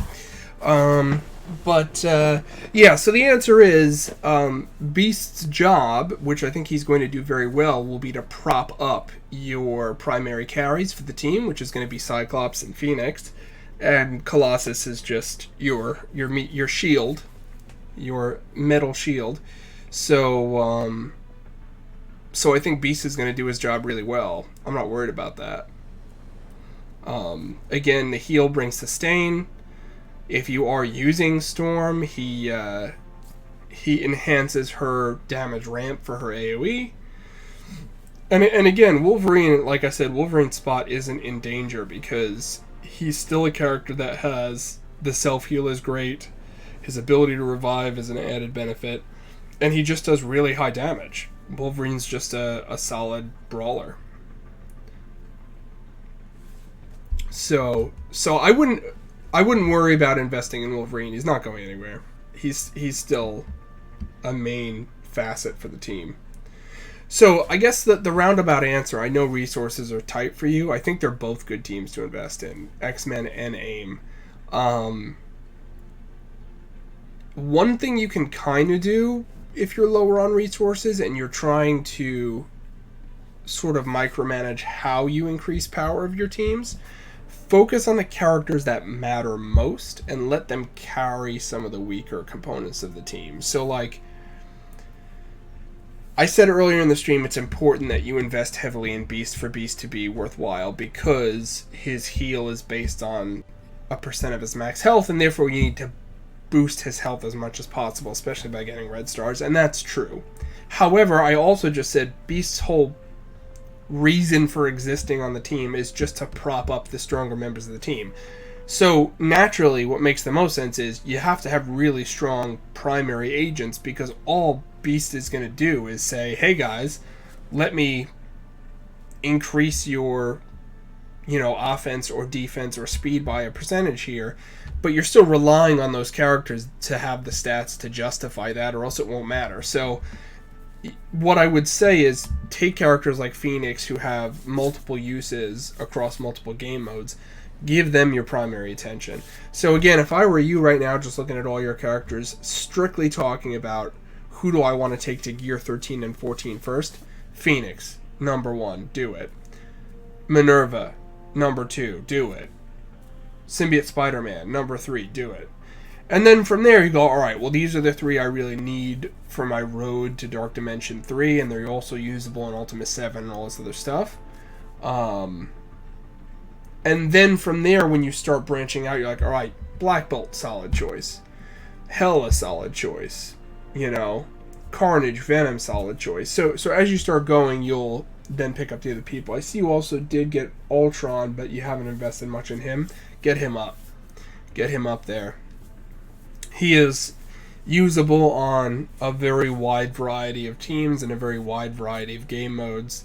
He is definitely worth investing in. And he uses tech, which means he won't interfere with the gear you're trying to get for your X-Men, which will require mutant gear, or your AIM, which is going to require primarily, I think, do they use tech, bio, skill? It's been a while since I actually touched most of them. So Monstrosity uses bio. Scientist Supreme uses tech, I'm pretty sure. Yeah, tech. What else do we got? Assaulter is tech. Okay. The others might be tech also, actually. No, here's bio.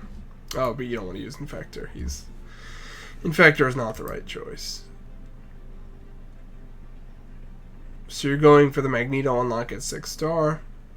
And then you're going Wolverine, Juggernaut, Mystique, Sabretooth. Are you going for Mystique and Sabretooth for Brotherhood? And Phoenix, obviously.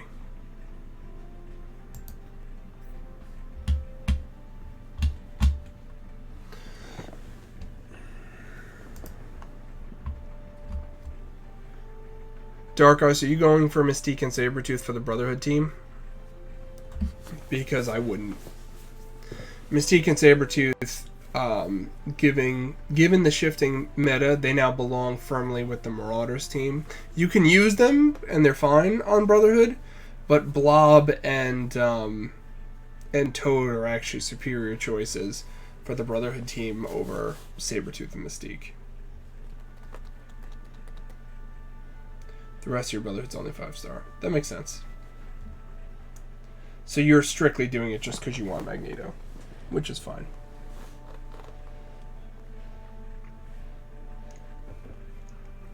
Are you pursuing Magneto that hard because you happen to be a big fan of Brotherhood?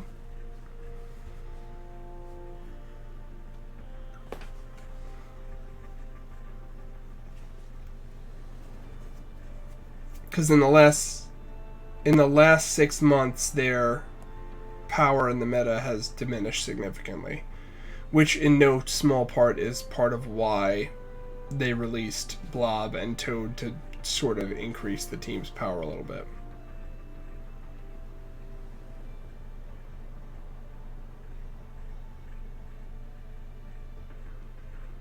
But even with those characters, it still pales in comparison to some of the other teams at the top of the meta right now.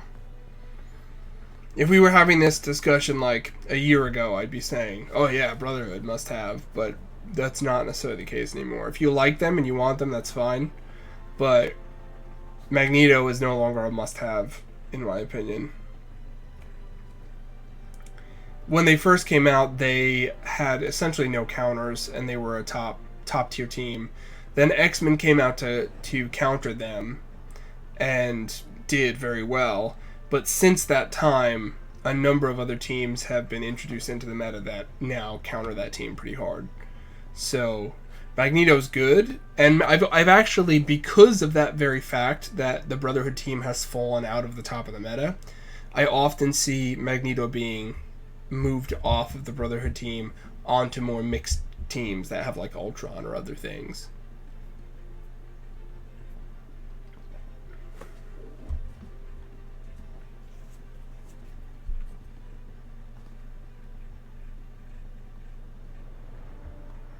Again, I see some characters here that I would say, I know you don't have them starred and you're not focused on them, but just sort of a general statement to people watching who are potentially newer players. Don't go too heavily into Guardians of the Galaxy. They have uses. They're fine. They're a mid-tier team. They're not a low-tier team, but I would not invest very heavily into them. Gear tier 10. I wouldn't go really beyond Gear tier 10.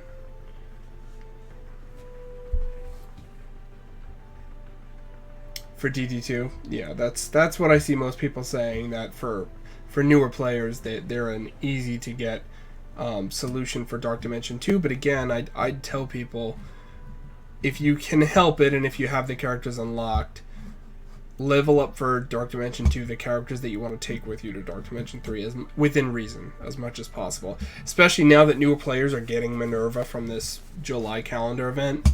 Minerva should be a focus for DD2 over Guardian characters. Rocket at G11 for just a little more damage, leaving him now. That makes sense. I also see you got Ebony Maw. Congratulations. Because you now can have the full team, if you wanted to focus on Black Order, I would not tell you were wrong. I think that is a viable arena team. I think that's a viable team in many game modes.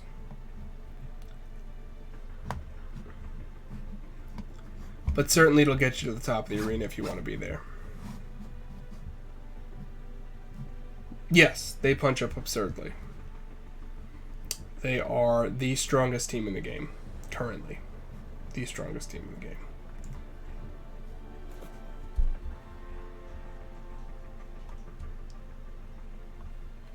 Any other questions about your roster?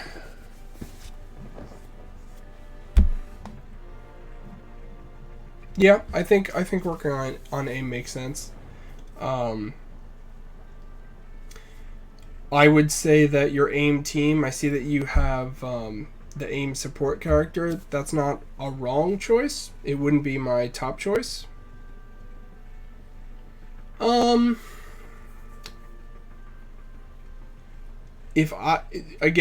Some of this comes down to personal preference. If I were in your shoes after AIM, I would do X-Men because I have an affinity for X-Men. Researchers for 3-starring the villain nodes. You can 3-star the villain nodes without researcher if you have Graviton, which you do. So I would say that your optimal AIM team should be Scientist Supreme, Graviton, AIM Assaulter, AIM Security, and AIM Monstrosity. That is what I believe the optimal AIM team is. After that, I would do X. So Fantastic Four, I've been generally unimpressed with overall as a team. He is squishy, but it almost doesn't matter. And he's squishy, but he self-heals himself, which is important. And he puts offense up on Graviton and one other AIM character, usually Assaulter, and it makes him worth having. Can they 3-star the villain nodes, the 7 nodes at level 65 gear tier 10? I'm honestly not sure. I already had them at a higher level than that when I attempted it. It doesn't mean they can't do it at a lower level. I just can't speak to it because I already was at a higher level when I did them.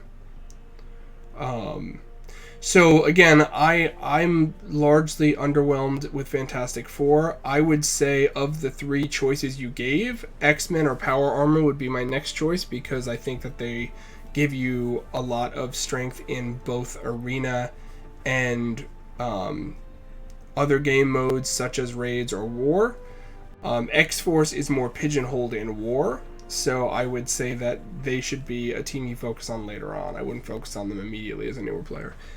Is it worth a new player farming out Rocket to 5 or just do Yondu and focus on Thor instead? So if you're trying to get Star-Lord, Rocket is the better choice over Yondu because you then get a legendary character for a team you have a character on that you invested.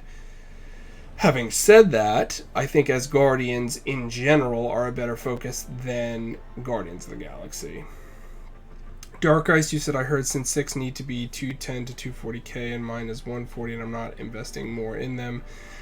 I've heard mixed things about Sinister 6. I don't love Sinister 6. I don't find the team to be hugely viable. They're great in that they check 2 boxes because they help you get Shuri and they help you get Invisible Woman, but outside of that, I have not had immense use for my Sinister 6 team. I would not recommend investing in them that much. I would pick AIM over Sinister 6. Yes, you heard AIM can do it easier. That's from the horse's mouth. I'm agreeing. Yes. AIM does it easier than Sinister 6. And again, the nice thing about AIM is you're not just investing in them in order to do that campaign. You're also increasing the power of Scientist Supreme and AIM Security, who are usable in Ultimate 7. Usually, especially for newer players, my recommendations are generally influenced heavily by flexibility of use, right? If I would not recommend people doing X-Force, for example, because they're pigeonholed in war. Are they a great war offense team? 100%. They're amazing in war offense. Are they usable in raids? No. Are they great in arena? There are much better choices. So I wouldn't recommend that you do something that is a scalpel, essentially. That's really just like, it is designed for this one use and that's it. I would rather give you a more general use tool, such as Power Armor, for example, that's useful potentially at your level of play in arena and also in war, right? So now it's double viable, right? So whenever you can try to cover multiple bases, I would do it. You know you'll need AIM in Gamma Raids also, correct? And Scientist Supreme in Ultimate 7, yeah. And again, I said AIM Security too. AIM Security is viable Ultimate 7, 100%. So, I would say AIM over Sinister 6. Absolutely.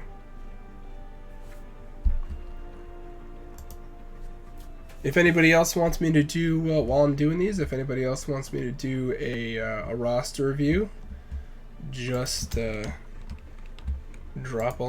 reach out to me via the Discord, drop me a line, and we can do that.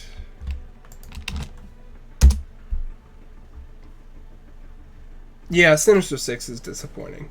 Again, their only benefit is that for legendary hunters, they give you a lot of mileage if you're going for legendaries. That's really their only benefit.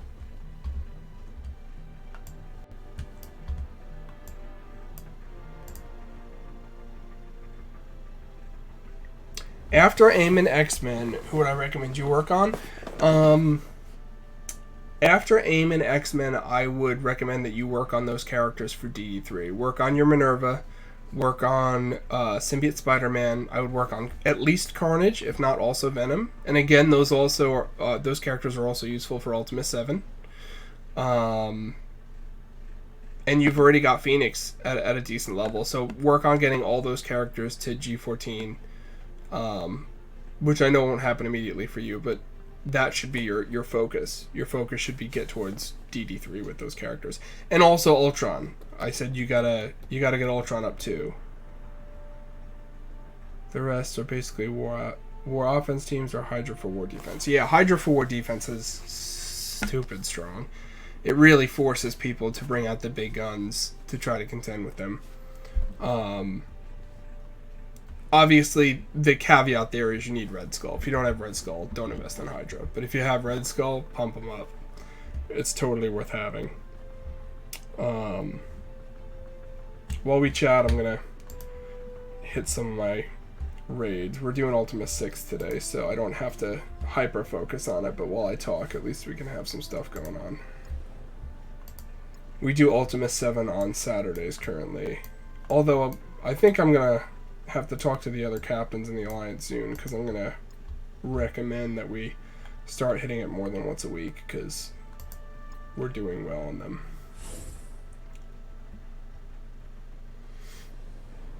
So again, this is a viable Ultima 7 team also, by the way. Scientist Supreme, Minerva, Ultron, Shuri, and you have a flex here. I sometimes use Hela, or to keep things fresh, I'll use Symbiote Spider-Man, but it's a good one. Have a good night, Bert.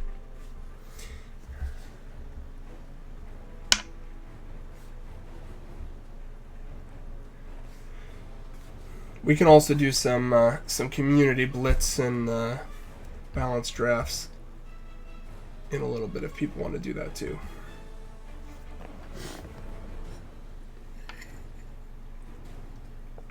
For anyone just tuning in, if you haven't been to the channel before, please give a follow, always appreciated.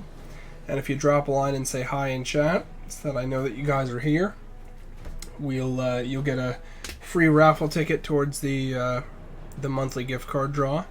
So feel free to do that. Can Scientist Supreme do Ult 7 at Gear Tier 12? I kind of don't want to waste the extra. Absolutely.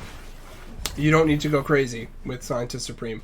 She's there for very specific purposes. She's there for her for putting debuffs on the enemy, for flipping debuffs to buffs on your team, and for her potential to revive.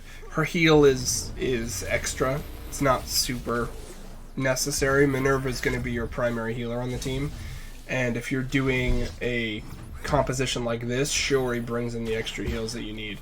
Scientist Supreme is there primarily because of buffs and debuffs and revives. That's really it. Ah, no, Sherry, you didn't miss it. We'll do that.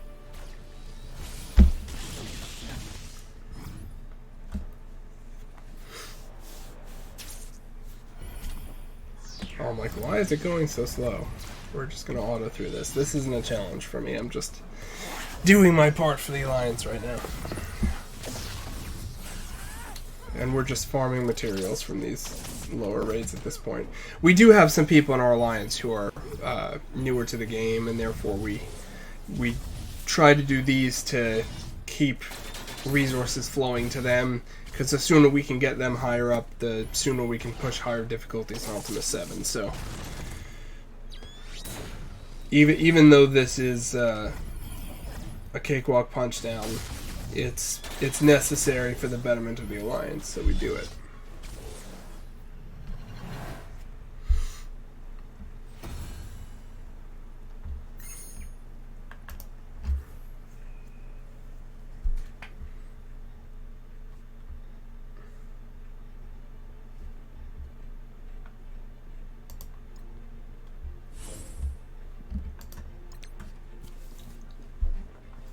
So do you already have teams in mind for Blitz Roulette, Chara, to torment me with?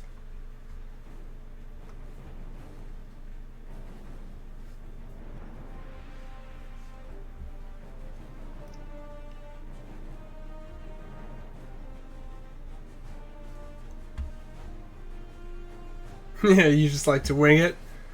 Whatever the spirit moves you?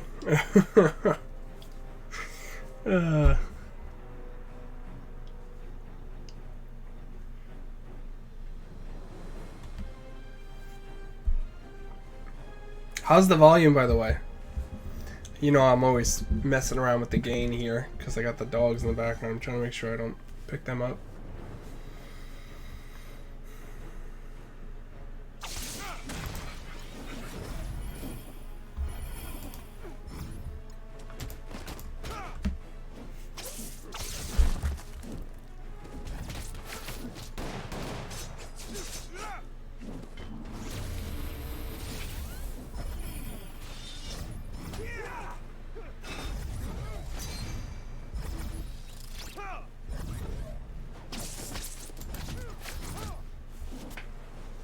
It's a bit quiet, huh? I can try turning it up.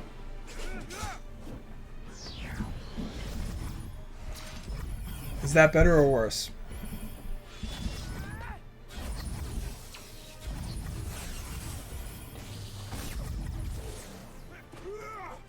Better? Okay.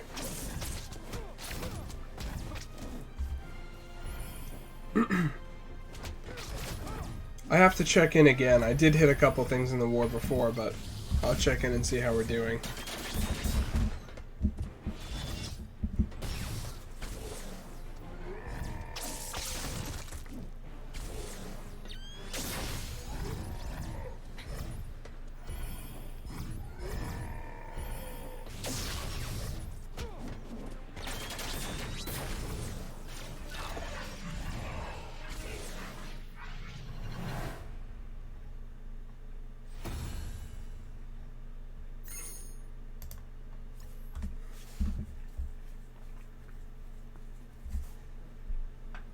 I'll check on more and then we can do some Blitz Roulette and I'll finish up the last of my raid stuff off stream.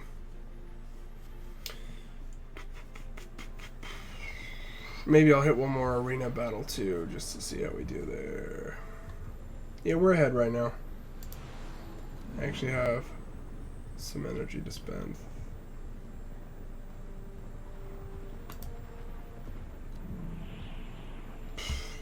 Shield officers, I'll let the rookies handle that. What do we got here?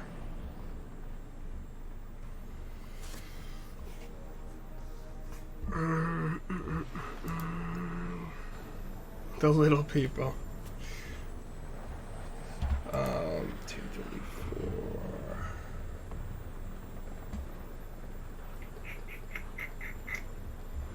$234.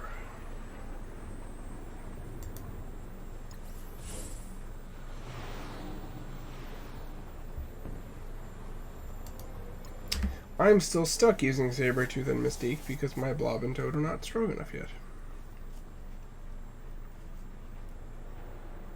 No, that makes sense, Shara. That's a good move.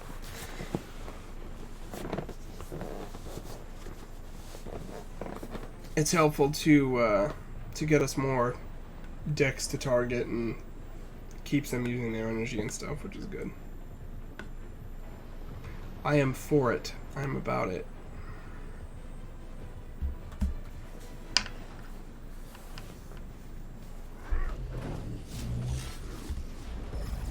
So I do like to keep the focus on Marvel on Wednesdays, but I do have to say, I was looking at the update for Disney Sorcerer's Arena, and I was really excited by what I saw, because they're adding characters from Lilo and Stitch, and they're going to count as Oceania characters, which means maybe I'm going to have a chance in hell of beating that third freaking tower.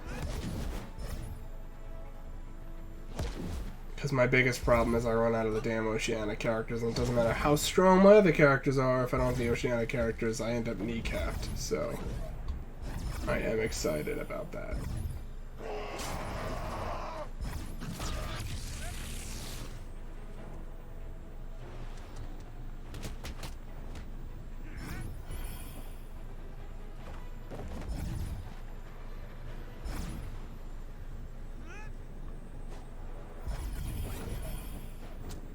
Boom. Nice. I was starting to worry I was cutting this one a little close with power, but I think we're okay. Yeah, I know, right? It's been so infuriating. I am very much hoping that will get through. In fact, I may end up, I won't say wailing out, but maybe dolphining out to get Stitch in that game. Just to make sure I clear that friggin' node and can move on with my life.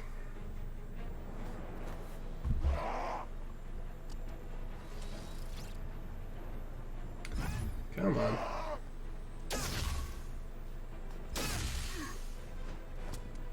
We gotta finish this so we can do Blitz Roulette. Let's go. Alright.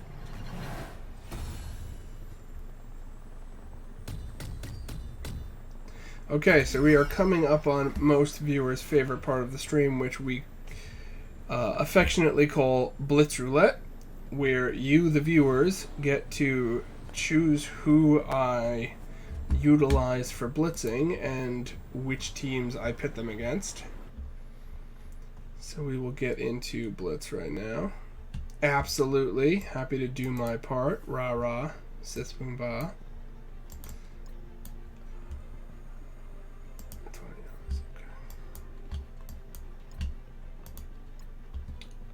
I have been half-assed blitzing up to this point because I'm trying to save my my blitzing stamina for X23, but we'll make the exception for Blitz Roulette because that's fun.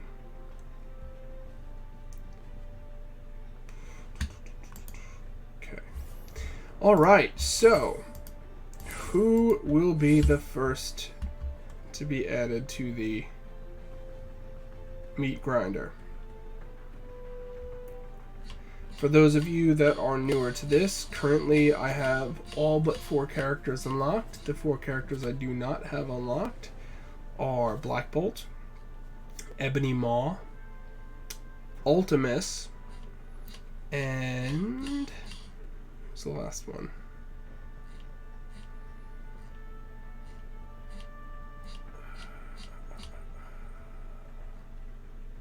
Cull Obsidian, although yes, then there's the 3 new characters. But aside from the 3 new characters, I don't have Cull Obsidian, Ebony Maw, Black Bolt, or Ultimus.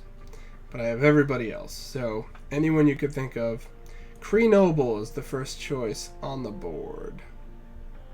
Feel free to just shout out, guys. No rules, no synergy requirements. Anybody you want. Dark Eyes, give me somebody.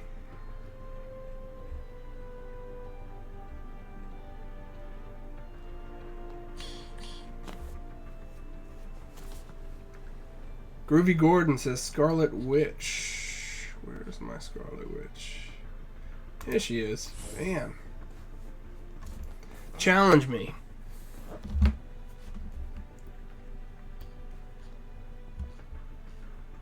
Who else wants to weigh in? Kree Noble and Scarlet Witch so far.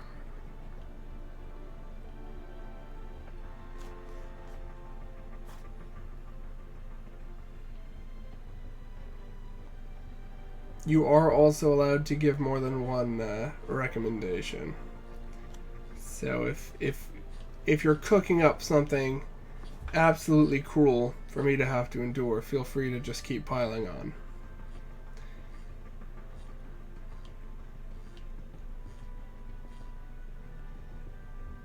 Crystal, okay.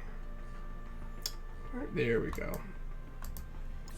My Inhumans are unfortunately very underpowered. A Monstrosity, okay. Now we're putting a team together. I won't say a good team. Let's not put the cart before the horse, but a team. They exist. AIM Monstrosity. Last but not least.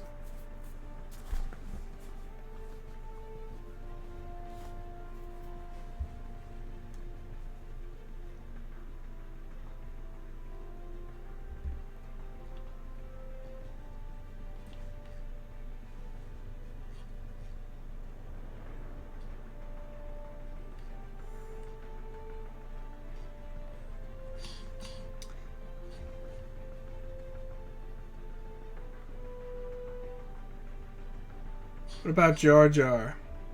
Oh, Nick Fury? Alright, Nick Fury. Bam. Okay. Where we go? Nick is decently powerful. He may carry this team, I'm not gonna lie. Alright, choices for who to pit them against. They may have a decent chance, actually, because we're only in Tier 3 right now, but we've got, I don't even know what to call that comp. Weird Comp 1. Weird Comp 2, or Mostly Mutants. So do we want Weird Comp 1, Weird Comp 2, or Mostly Mutants?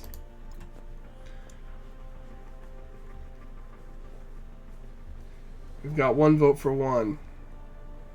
You know what? Gordon's new here. Why don't we throw this one to Gordon? Who are we fighting, Gordon?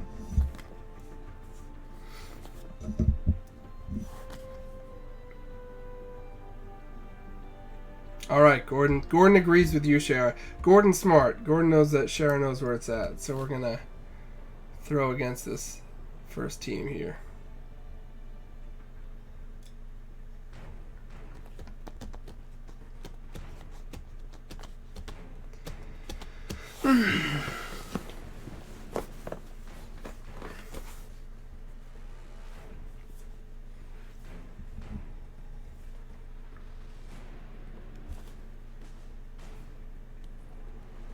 Yeah, you know what? I think moving forward, I'm gonna try to make this a thing on Wednesdays that we do roster reviews.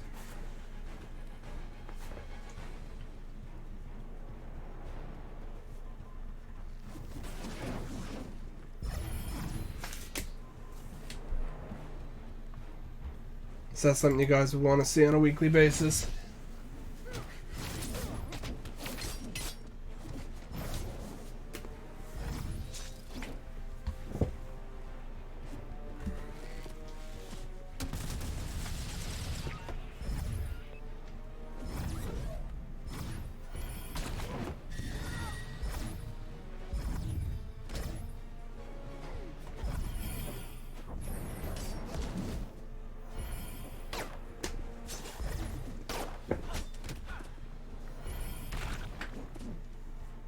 I think that might be a better use of screen time since Ultimate 6 is such a punch down.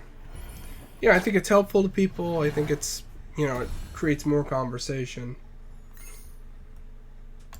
You know, I'm always looking to, yeah, good to see what people are doing, what they like, what they don't like, solid info. I like it. I think it's decided. So that was an easy win, which I figured it was. But I don't know that it was so much because it was a useful comp such as good old Nick, Saint Nick here, carried. And it was only tier 3. And there was a huge disparity between them, so he was able to carry pretty handily. Alright, next up. What team are we going to put into the meat grinder next?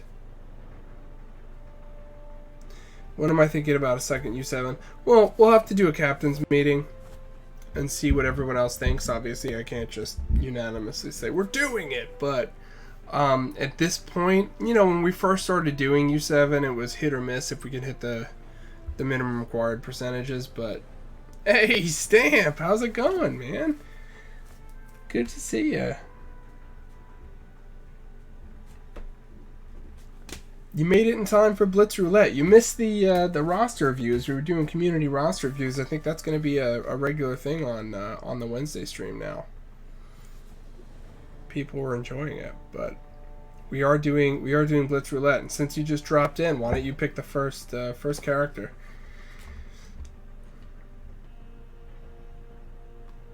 Yeah, sure. Captain's call, definitely.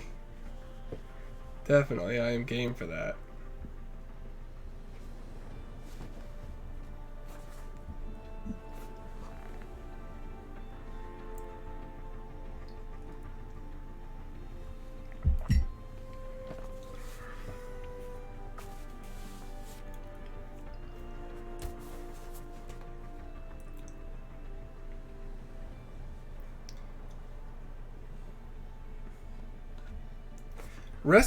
Rescue because she's so great.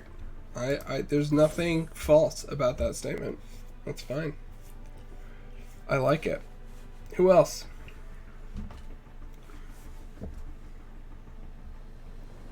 Keep scrolling to inspire the torture.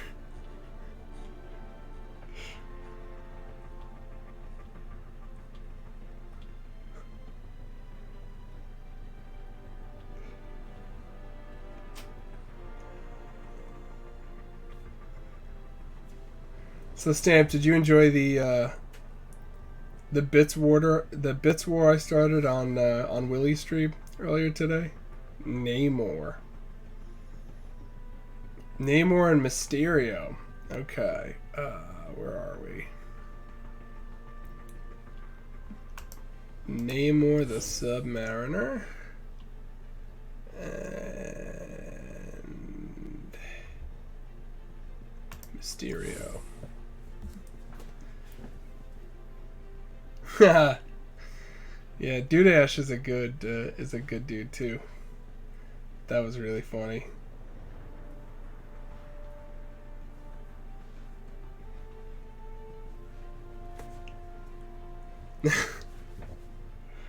I think collectively he must have dropped like 2,500 bits. I think I dropped like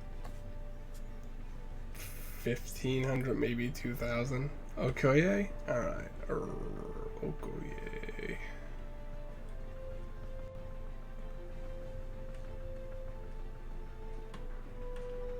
No, I definitely passed her. She's not that high up for me. Where is she? Okoye.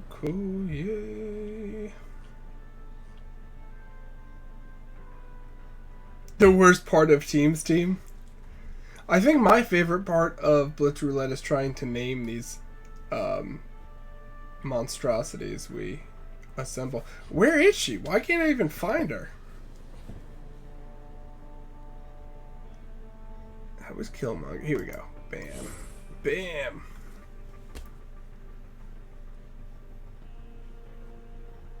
Choose very evil Shara.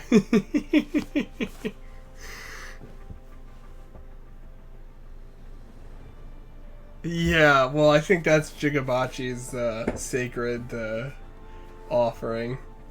His hand. I may never live down the fact that the hand comp won, though.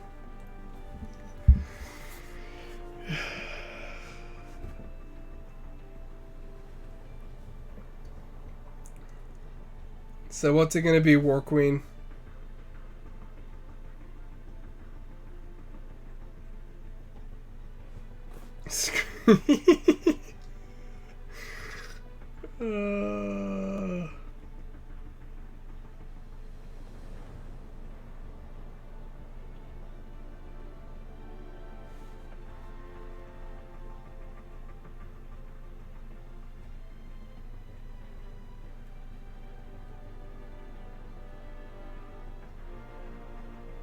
AIM researcher.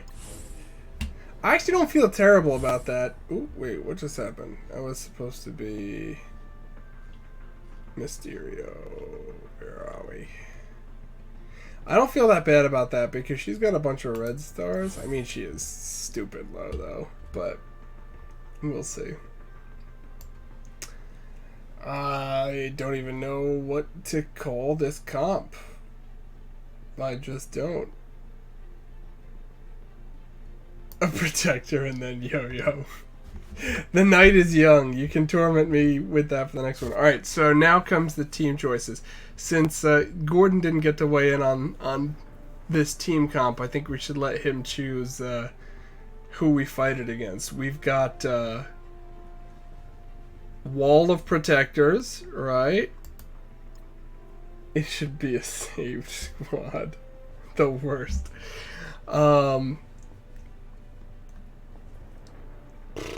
Don't know what to call this one. And then X-Men. Oddly, we'll call this team Oddly X-Men because the other teams have weird synergies. So we've got Wall of Protectors, don't know what to call this, and Oddly X-Men. Who's it going to be, Gordon?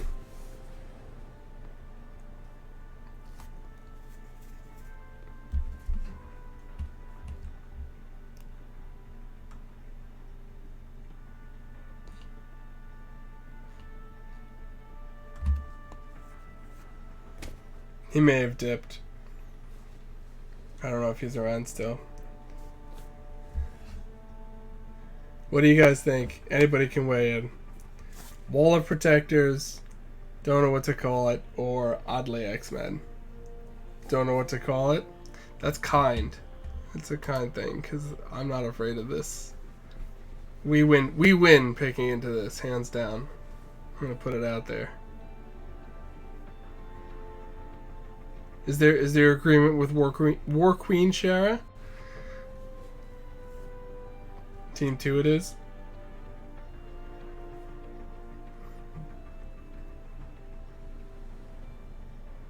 You don't like my chances? This is a win. Don't tell me this isn't a win. This is a win. Now we gotta do it. Now we gotta prove to you it's a win.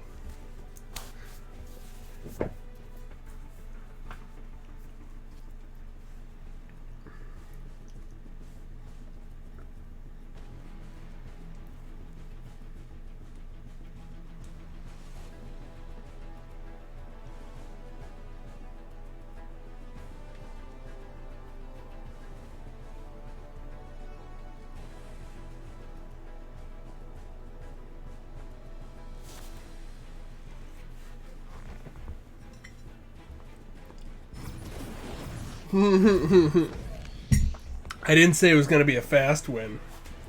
I didn't say that. Alright. I'm going to go out on a limb here and say that Crossbones is going to be our biggest danger here. So we're going to go ahead and throw defense down on him from Okoye. We're going to barrier everybody with rescue, which is actually going to be a huge benefit to them because she's a higher power than most of the team. Then we're going to drop damage on everybody as Namor. Of course, my Namor is a low power, so it's not going to do a ton of damage, but it did something.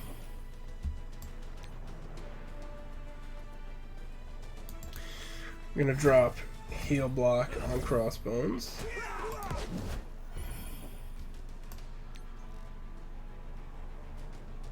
Nobody needs a heal, so we're just gonna pop off Crossbones.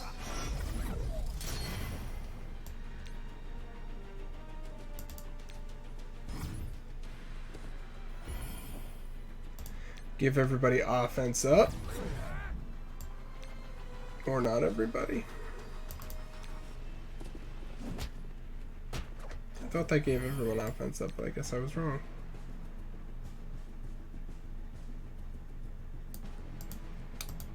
Oh, he's got the taunt up, but it's fine. We got the blind off anyway. First one's down. Still don't need a heal because that barrier was too strong.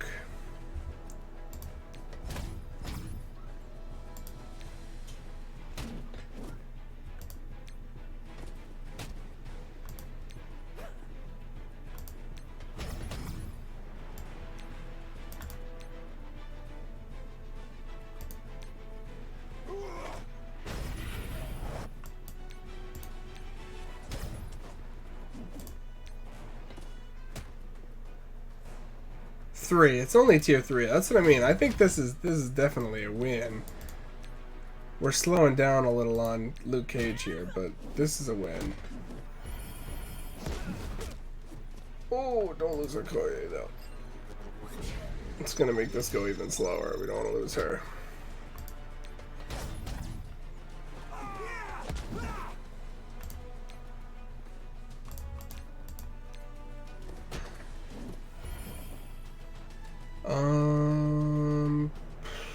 Yeah, we're gonna go ahead and offense up.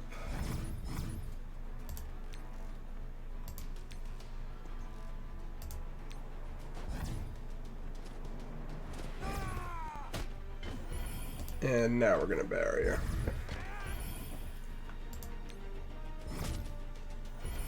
That blind down. Yeah, no, this was high. If this was higher tier, then all of the teams would have some level of synergy in Blitz. I shouldn't say that. It's not guaranteed, but it's very likely. When you get these really wonky team comps, it's usually at the lower tiers.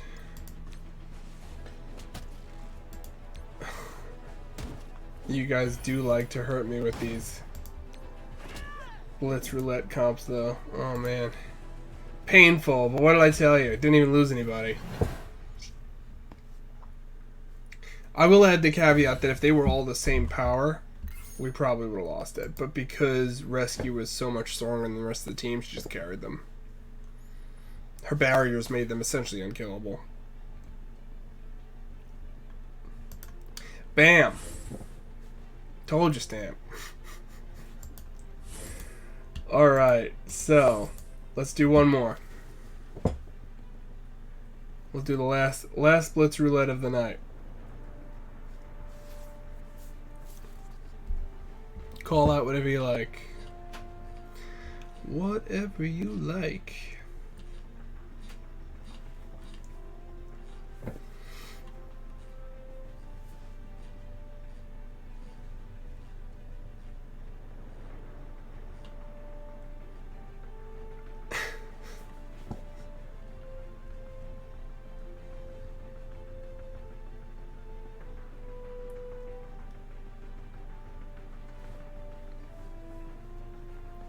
What are we thinking? Nobu. Okay. Nobu and Corvus Glaive. Okay. Hulk. Alright, at least Shara's willing to give me some synergy here between Corvus Glaive and Proxima Midnight. Hulk, and then Yo-Yo. Oh, Stamp. Don't change. Don't change. Where's Yo-Yo? Here we go.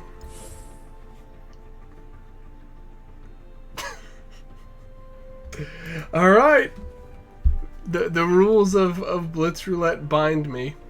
So, options for who to go against. We're now in Tier 4, mind you, so it's getting a little more like, oh, maybe they lose. Defenders. We'll come up with a name for Team 2, or I don't know what to call this team either. Yeah, we'll just say Defenders or 2 or 3. You love a useless Yo-Yo.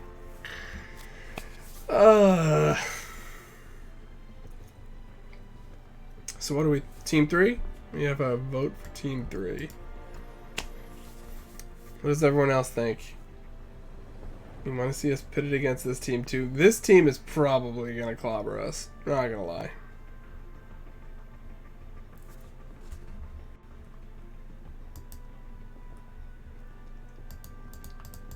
Oh, show the stats?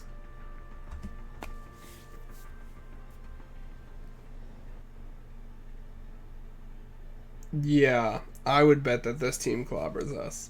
I'll be shocked if it doesn't.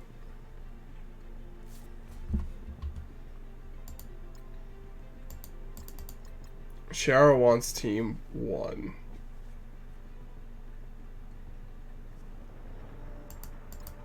So Team 1 or Team 3? I'm gonna say Team 1.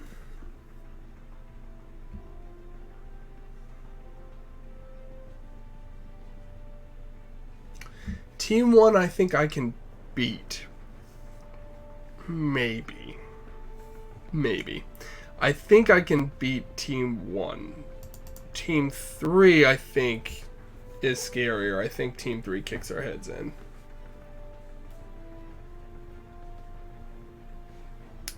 Stamp, you're still sitting on a 3, huh? Alright, Shara was kinder to me, but in the interest of making things interesting, let's go with the hairier team. Let's do it. Hella's gonna be a monster.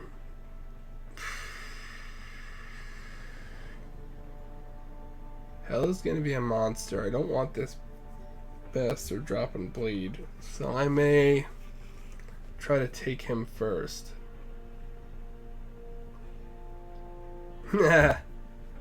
No, be cruel to me. It's alright. Blitz Roulette, you can be cruel to me. You can get out of your system. It's good. These two. Alright, let's do it. Let's do it.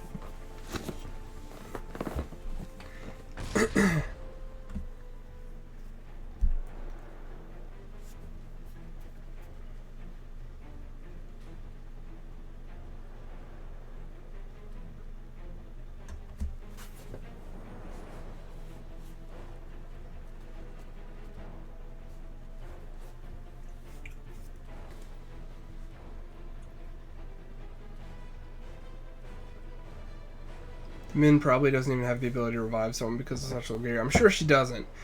I still have to not ignore her though because her ultimate does damage based on percent, so it doesn't matter what her gear is. So I have to take her out pretty quickly, which shouldn't be a problem because she's very low.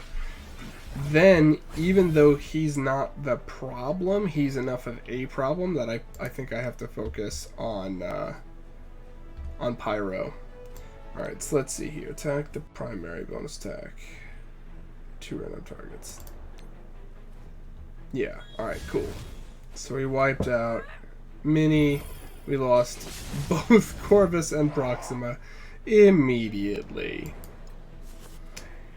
Okay. Summoning some minions. Or a minion. Nice. Thank you, RNG, for that. As if it wasn't bad enough. Let's taunt.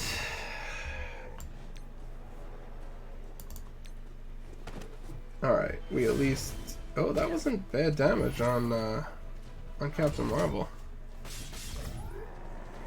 Oh, Kwai!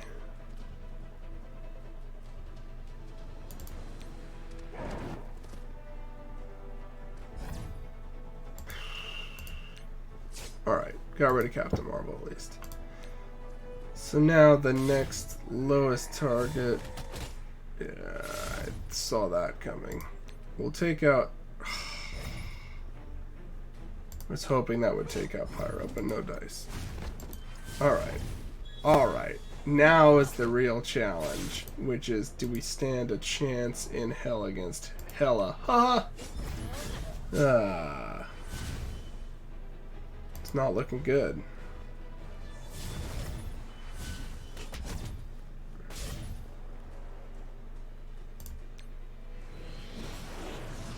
I can't even get a good minion, though. Yeah, I'm just gonna try to single attack. It didn't last long, though. Oh my goodness! Oh my goodness! No, it's not gonna happen. I knew she was gonna be too much. I'm not gonna lie. We got farther than I thought we were gonna, though.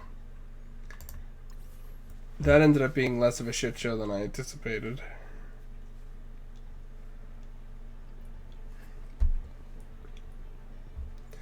Alright. Thus will end Blitz Roulette for the night. Ooh. It's that time. Okay. Ooh. Let's do a red star pull. Let's see how we're doing.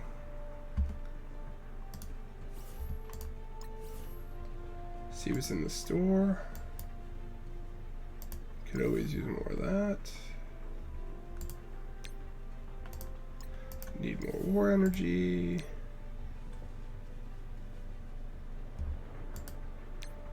Blob! Finally can farm him. Why am I hoarding orbs now? No reason. Do we know when is the next orb event supposed to happen?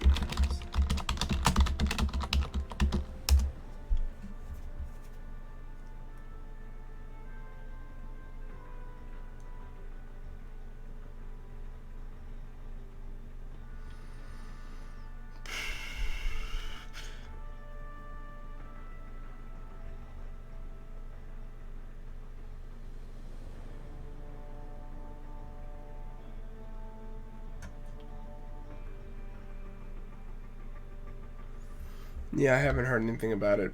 I don't want to get probably in 6 months like the last time. You don't know how I stand it. It's not easy, but I find the hardest is not opening them in like the first week, and then after that, like you forget about them almost. So, I mean, I'm really not hoarding them for any reason. Part of it is just I like opening them on stream. Blah blah blah. I'll open them. I don't care.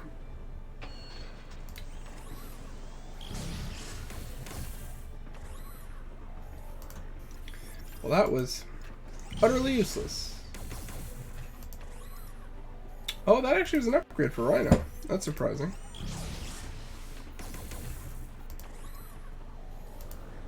duplicate for Mysterio. Nothing for him. Let's see. 4-star Squirrel Girl. Yeah. Not gonna say no to that. That's not bad. And we got Rhino up. That was actually productive.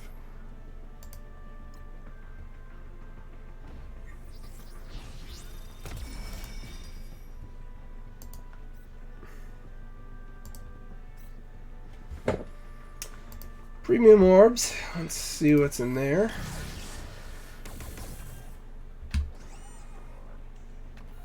Nothing I need. He got 2 for her twice today? That's funny. I usually don't open the basic orbs just because I don't need anything in them. But they just don't use them for the events anyway, so it really doesn't matter. It's not terrible.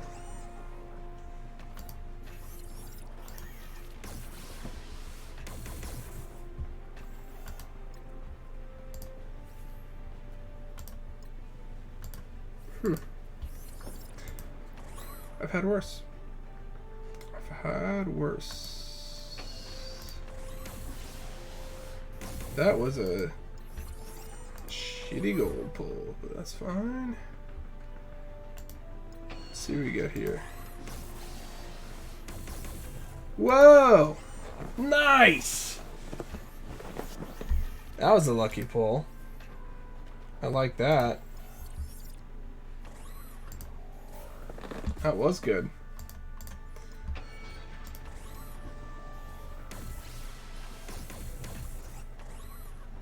Yeah, not bad.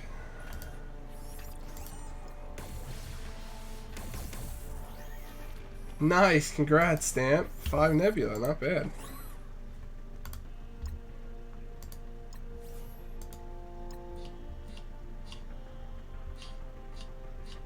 Is it still saying I have? Oh, here it is. That's not.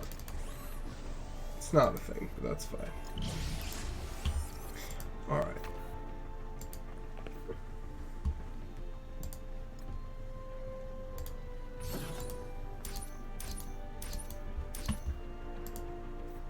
Alright, let's go ahead and star up Ironheart because my power armor is a team I use. And it'll be a red star. Yeah, buddy. Boom. 7K jump. I like that. Whoa.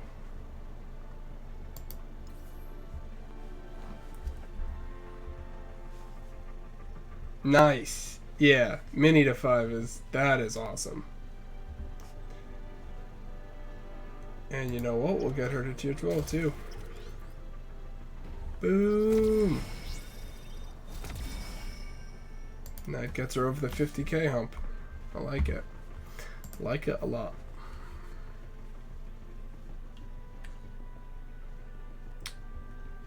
Nice. Am I sitting on a ton of... I am.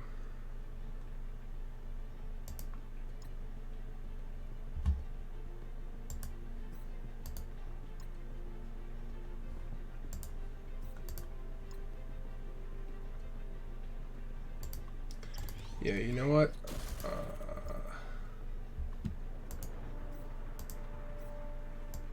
I'm gonna ultimately gear her up a tiny bit also. Yeah. Yeah, I was already able to do that depending on their power, but it helps to bump them up a little more. We're still well ahead in our war, which is good. Let's hit our milestones. Gold. I was originally hoping on this, and then I ended up getting a 1 mil gold pull before, so I ended up not needing it, but I was excited about it earlier in the week, and then it didn't matter.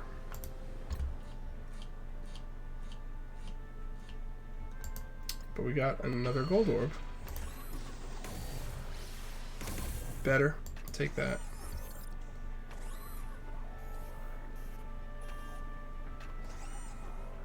PA with IH is so inconsistent for you, yeah? So, what's inconsistent about your power armor team? It's a nice pull.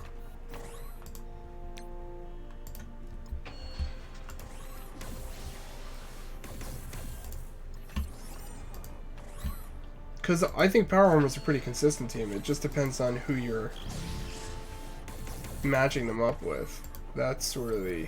You know what? I'm not going to open these. I don't need any of this blue stuff. I may as well hoard that. If I'm going to hoard anything, I'll hoard that. This stuff I'll open.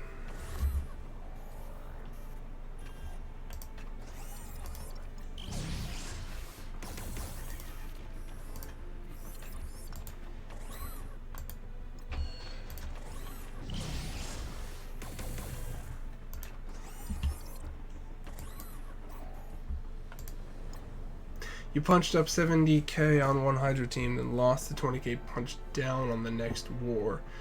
Did it have anything to do with the buffs they were receiving?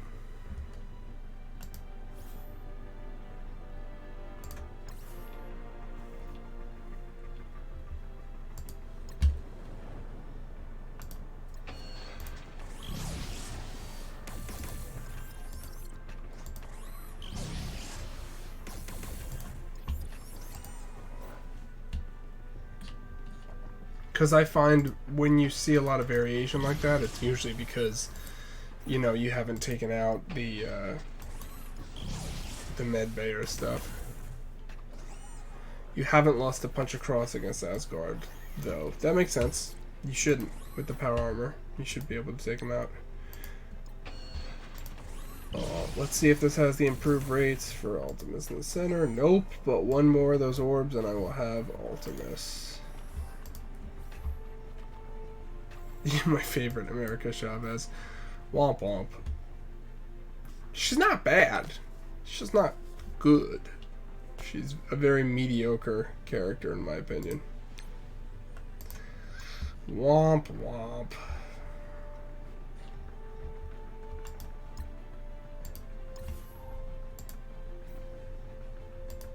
Did that not do the... Oh, I already did the objective.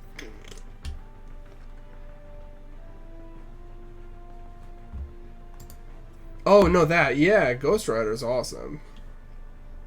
Do love Ghost Rider. Where are we here? Yeah, we're still not at 130 yet, but we're getting there. We are getting there. Who else did I get? Anybody else that I want to star up right now? I have so many characters I could star up that I'm just not at this point. I kind of want to star up, like, Black Panther only because it's a lot of overage that'll go towards Ultimus. Just so I can unlock him and be done with it, but should I? Is the question.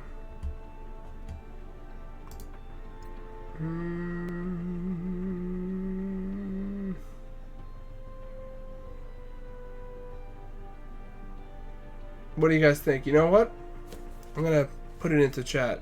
Should I 7-star him just to get the extra 138 shards towards Ultimus?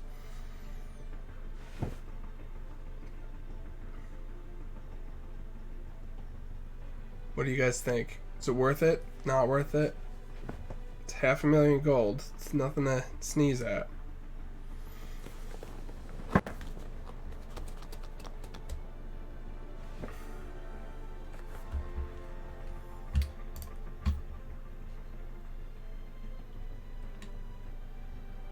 Who else am I considering? I could up... the Thing would also get me 123. I'm just trying to think about, like, just finishing Ultimus so I don't even have to think about it anymore. So, I've got a bunch of characters that are not characters I'm necessarily focused on. That... It's not that gold doesn't matter to me, but right now my focus is on G14, and the gold is not what's holding me back. It's pieces like this that are holding me back. I don't have an issue with gold generation in the short term to do the things I need to do. I have 1.7 million right now gold. And I just spent 2 million before the stream, so I get it fairly reasonably. And payday's coming up also, don't forget. So I'm going to get a whole bunch of gold back. So right now I'm thinking about increasing a character to 7 stars just to get ultimate stuff. Ant-Man would get me 169. The Thing would get me 123. Deadpool? Where's my Deadpool? Where's my Deadpool?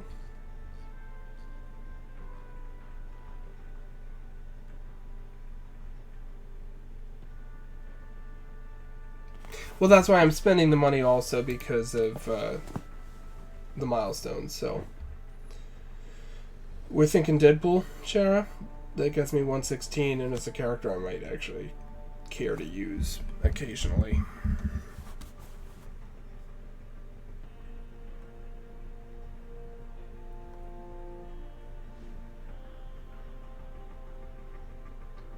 You know, I agree with Shara, but maybe we'll even do a second one.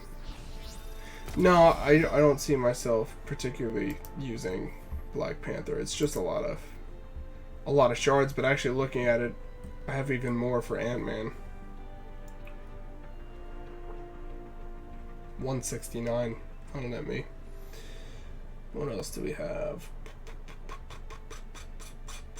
There's other characters I'd rather star up for usefulness, but at the moment I'm just thinking about Ultimus. I know he's terrible, it's just a lot of shards. That's all I'm thinking about. How many did that net me? Hold on. Blah blah, yes. Blah blah blah blah blah. High roller. Don't mind if I do.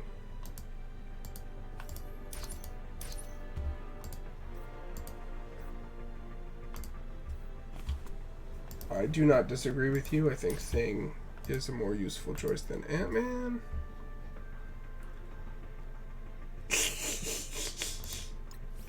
It doesn't matter. Conversation's over. I got what I needed. This will unlock Ultimus. And of course... Alright, we have Ultimus.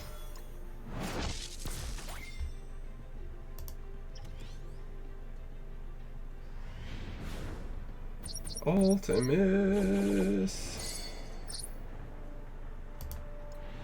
The hell do his abilities do? I haven't even looked at him forever. Primary. Basic attack. Attack primary target for a bunch of damage. And piercing. Chance for ability block. And defense down. And mind control an enemy. Cool. Void Blast. Primary and adjacent damage. Piercing. Transfer eventually all positive effects, including stealth and taunt, from each target to self. Apply regeneration to self and adjacent allies. Domination. If target has taunt, gain offense up for 1 turn. Attack the target for damage. Bonus attack per positive effect. That's cool.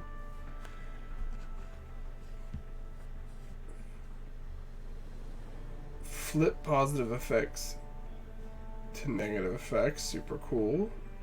If the effect is not flipped for whatever reason, it's removed. Not bad. Stamp. I had like 540, 300 for Rhino the other day, so I pulled the trigger. Almost had enough to double the amount I needed. That's amazing. On enemy taunt, fill speed bar. Gain 10% block chance. Non-minion Kree allies gain 10% block chance.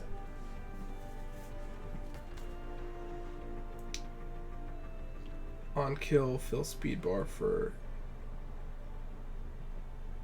Okay, for allies. More for Kree allies. Oh, that's a cool one. Gain 20% max health for self and non-minion Kree allies. That's cool. Alright, so that's cool. The question becomes, what do I use this clown for?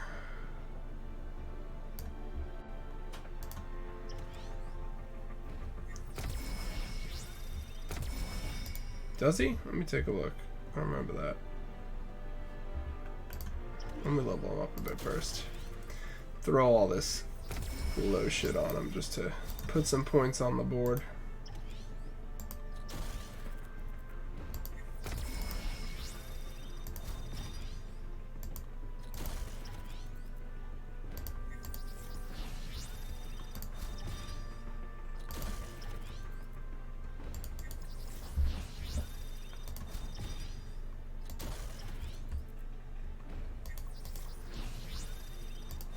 Just have so much low level garbage laying around.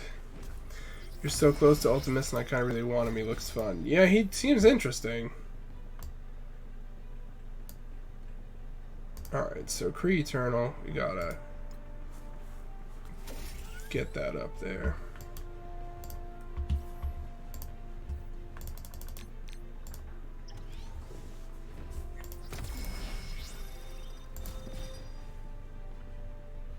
That's what I wanted. Bam. I want that 20% health.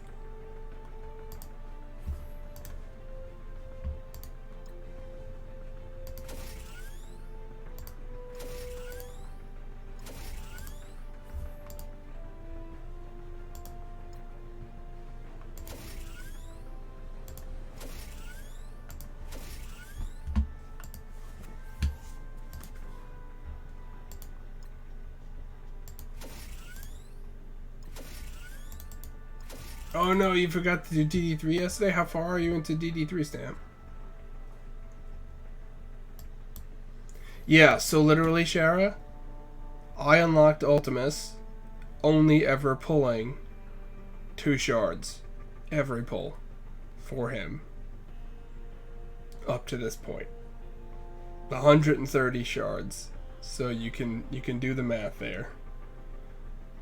61 orbs. One more question. Do you think Phoenix at 65k and Colossus at 40k can duo the 6-star Magneto orb?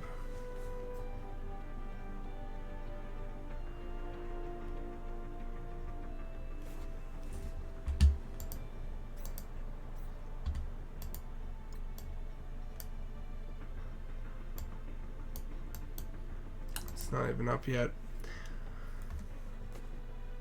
Yeah, no, I agree. Trying not to invest in Mystique or Sabretooth. I have to take a look. I have to take a look at what's actually required on the 6th node.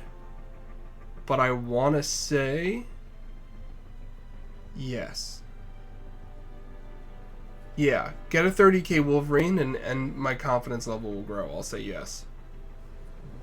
That'll be enough. They'll be able to carry you through that 6-star, definitely. Alright, so you said Kree Cyborg specifically references him? Where are we here? Cyborg. Frig is he?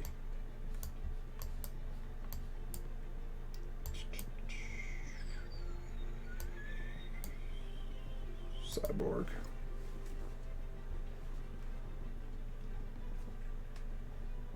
Jean killed your whole team? No!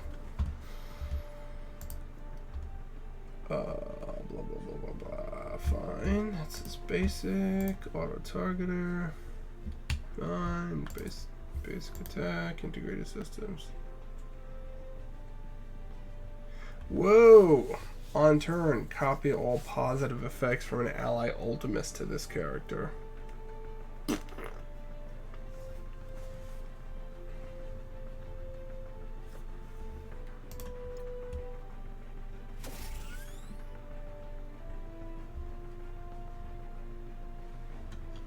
Yeah, that's pretty cool. You made the team, kid. You don't understand why they want you to get your character so high to then just get ran over like it's not fun. No, I hear you. I hear you, Stamp. DD3 is very, very tough. But, I mean, for those who haven't looked at it yet, let's take a look at the rewards, because I think it's worth it. I think it's worth the unfun trampling we are subjected to. So first of all, the rewards per node, heavy gold, and also mega orbs, and T4 materials are huge, right? So that's pretty good. You're a few shards away from a 7 red star Kree cyborg because you have such luck at red stars. That's awesome. All right, 100% rewards. Ton of this stuff, right? This stuff is good stuff, necessary stuff. I mean, I'd kill for some of this stuff right now because it gets me to G14 on the characters I need. But in the meantime, it helps my next generation, if you will, of G14. Fine. And some complete pieces too, which is cool. Then you beat it on time. So this is the first completion. Second completion, that's a ton of material, right? That's a ton of G14 material. You're on day 20, halfway through node 3. Yeah, it's rough. It's really rough. But if you manage to get through it, it basically puts you in a place where, in theory, you can then G14 like a few full teams. You're further than me right now. I just started. I've literally got 1 million damage on the board for the first node. That's where I'm at. Can I hit it again yet? I can! Let's do it. I'm gonna punch it and then die.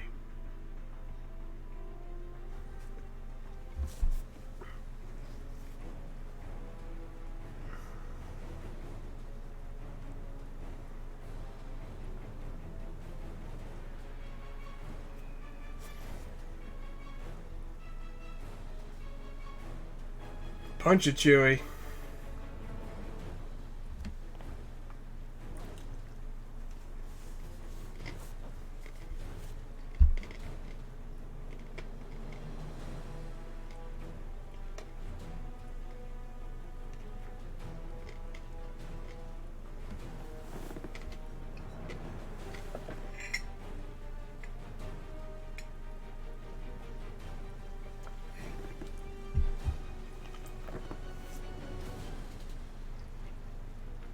Cyclops, when I get Phoenix up, is going to be great. Yeah.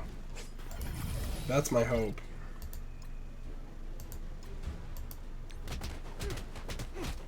Get the hell out of here, Hella.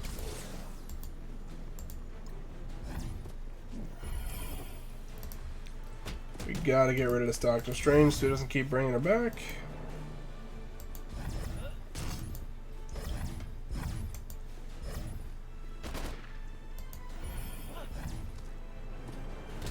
No, don't kill Minerva. Don't do it.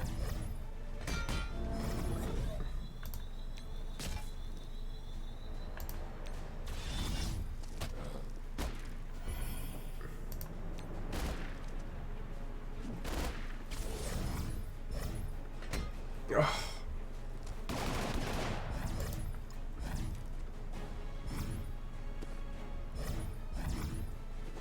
Boo.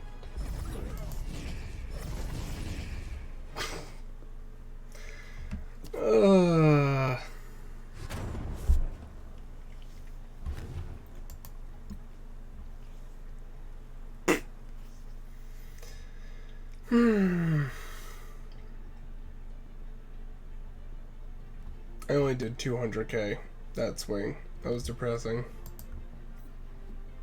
So I feel you, Stamp. I feel you. It's so hard. It'll help when I have Phoenix. Once I get Phoenix, it's gonna make a... I'm hoping it's gonna make a big difference.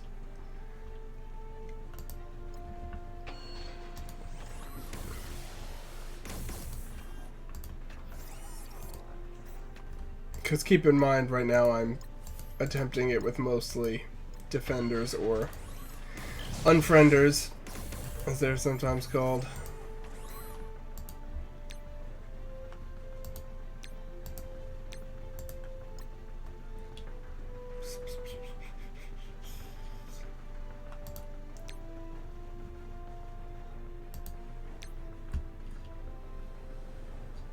Well, now what I'm going to do is... I don't think I'm going to... I guess I should keep saving up for the Ultimus Orbs.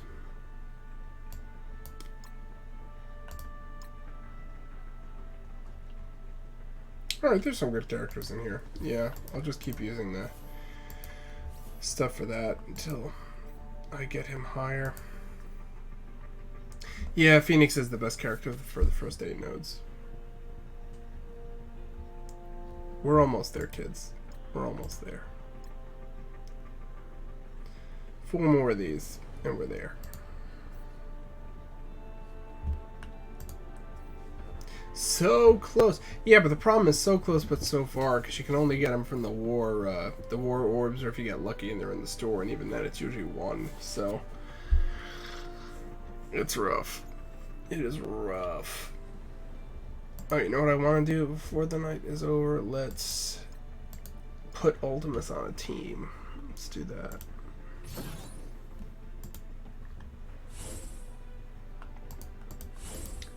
Get this crap out of here. So...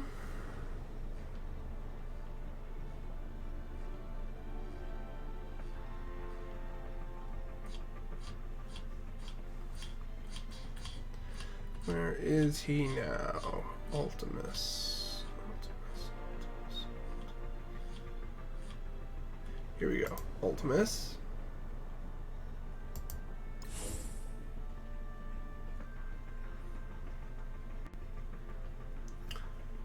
And Kree Cyborg. We'll throw in Minerva.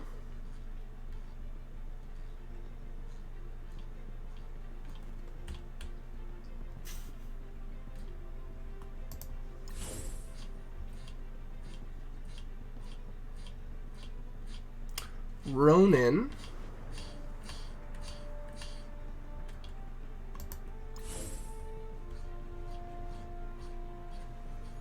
And last but not least, Ultron. How's that for a team?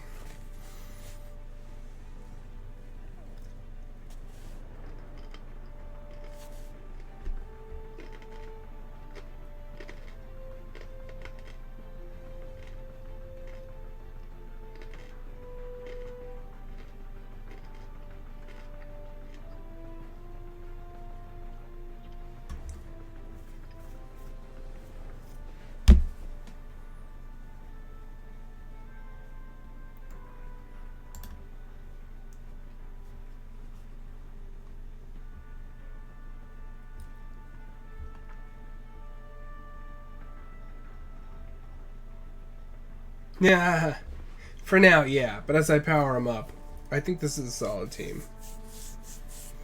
Ronin benefits from Ultimus's synergies here.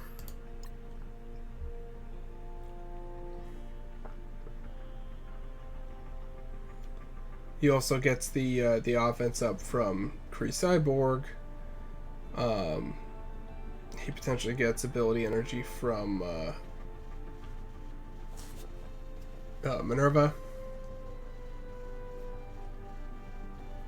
And the deflect from that ability.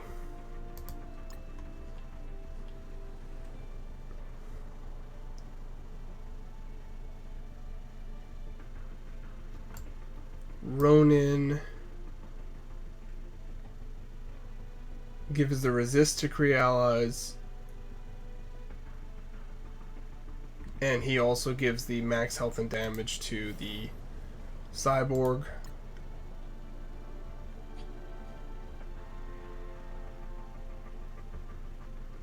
He's a villain tech ally, which means he gets positive effects prolonged by Ultron.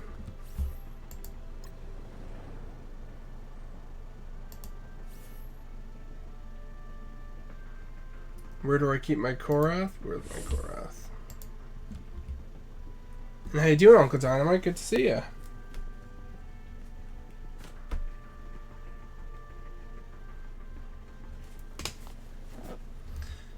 Korath.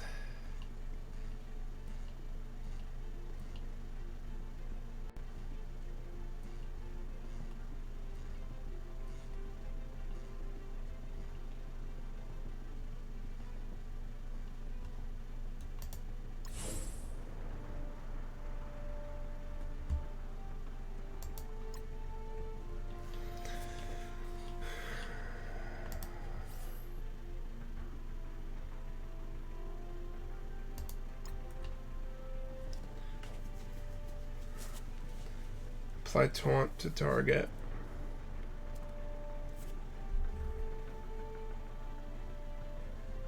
Mercenary Kree allies.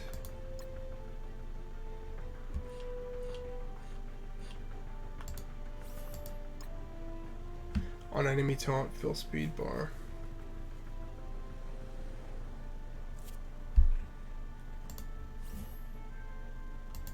I like it.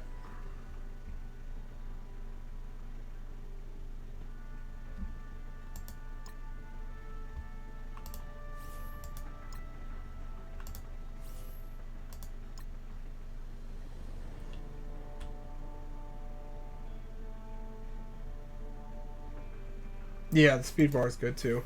Yeah, alright, I think this is the team. I think I feel pretty good about this team.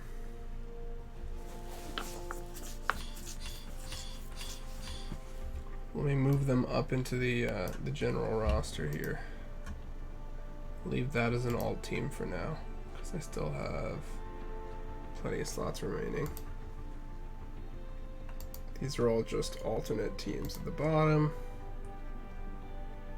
Now we get into the actual roster over here. Working on Hydra, not really working on Fantastic Four, but they're there. Working on X-Force, not working on Sin 6 at the moment.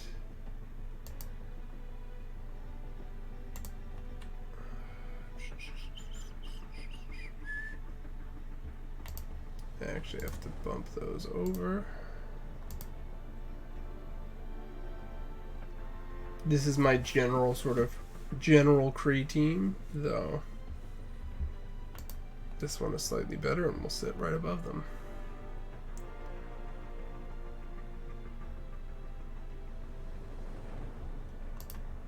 They actually got bumped up because I just had that Ironheart star up. That's where we're at. I like it. I like it. That wasn't a bad thing to get today.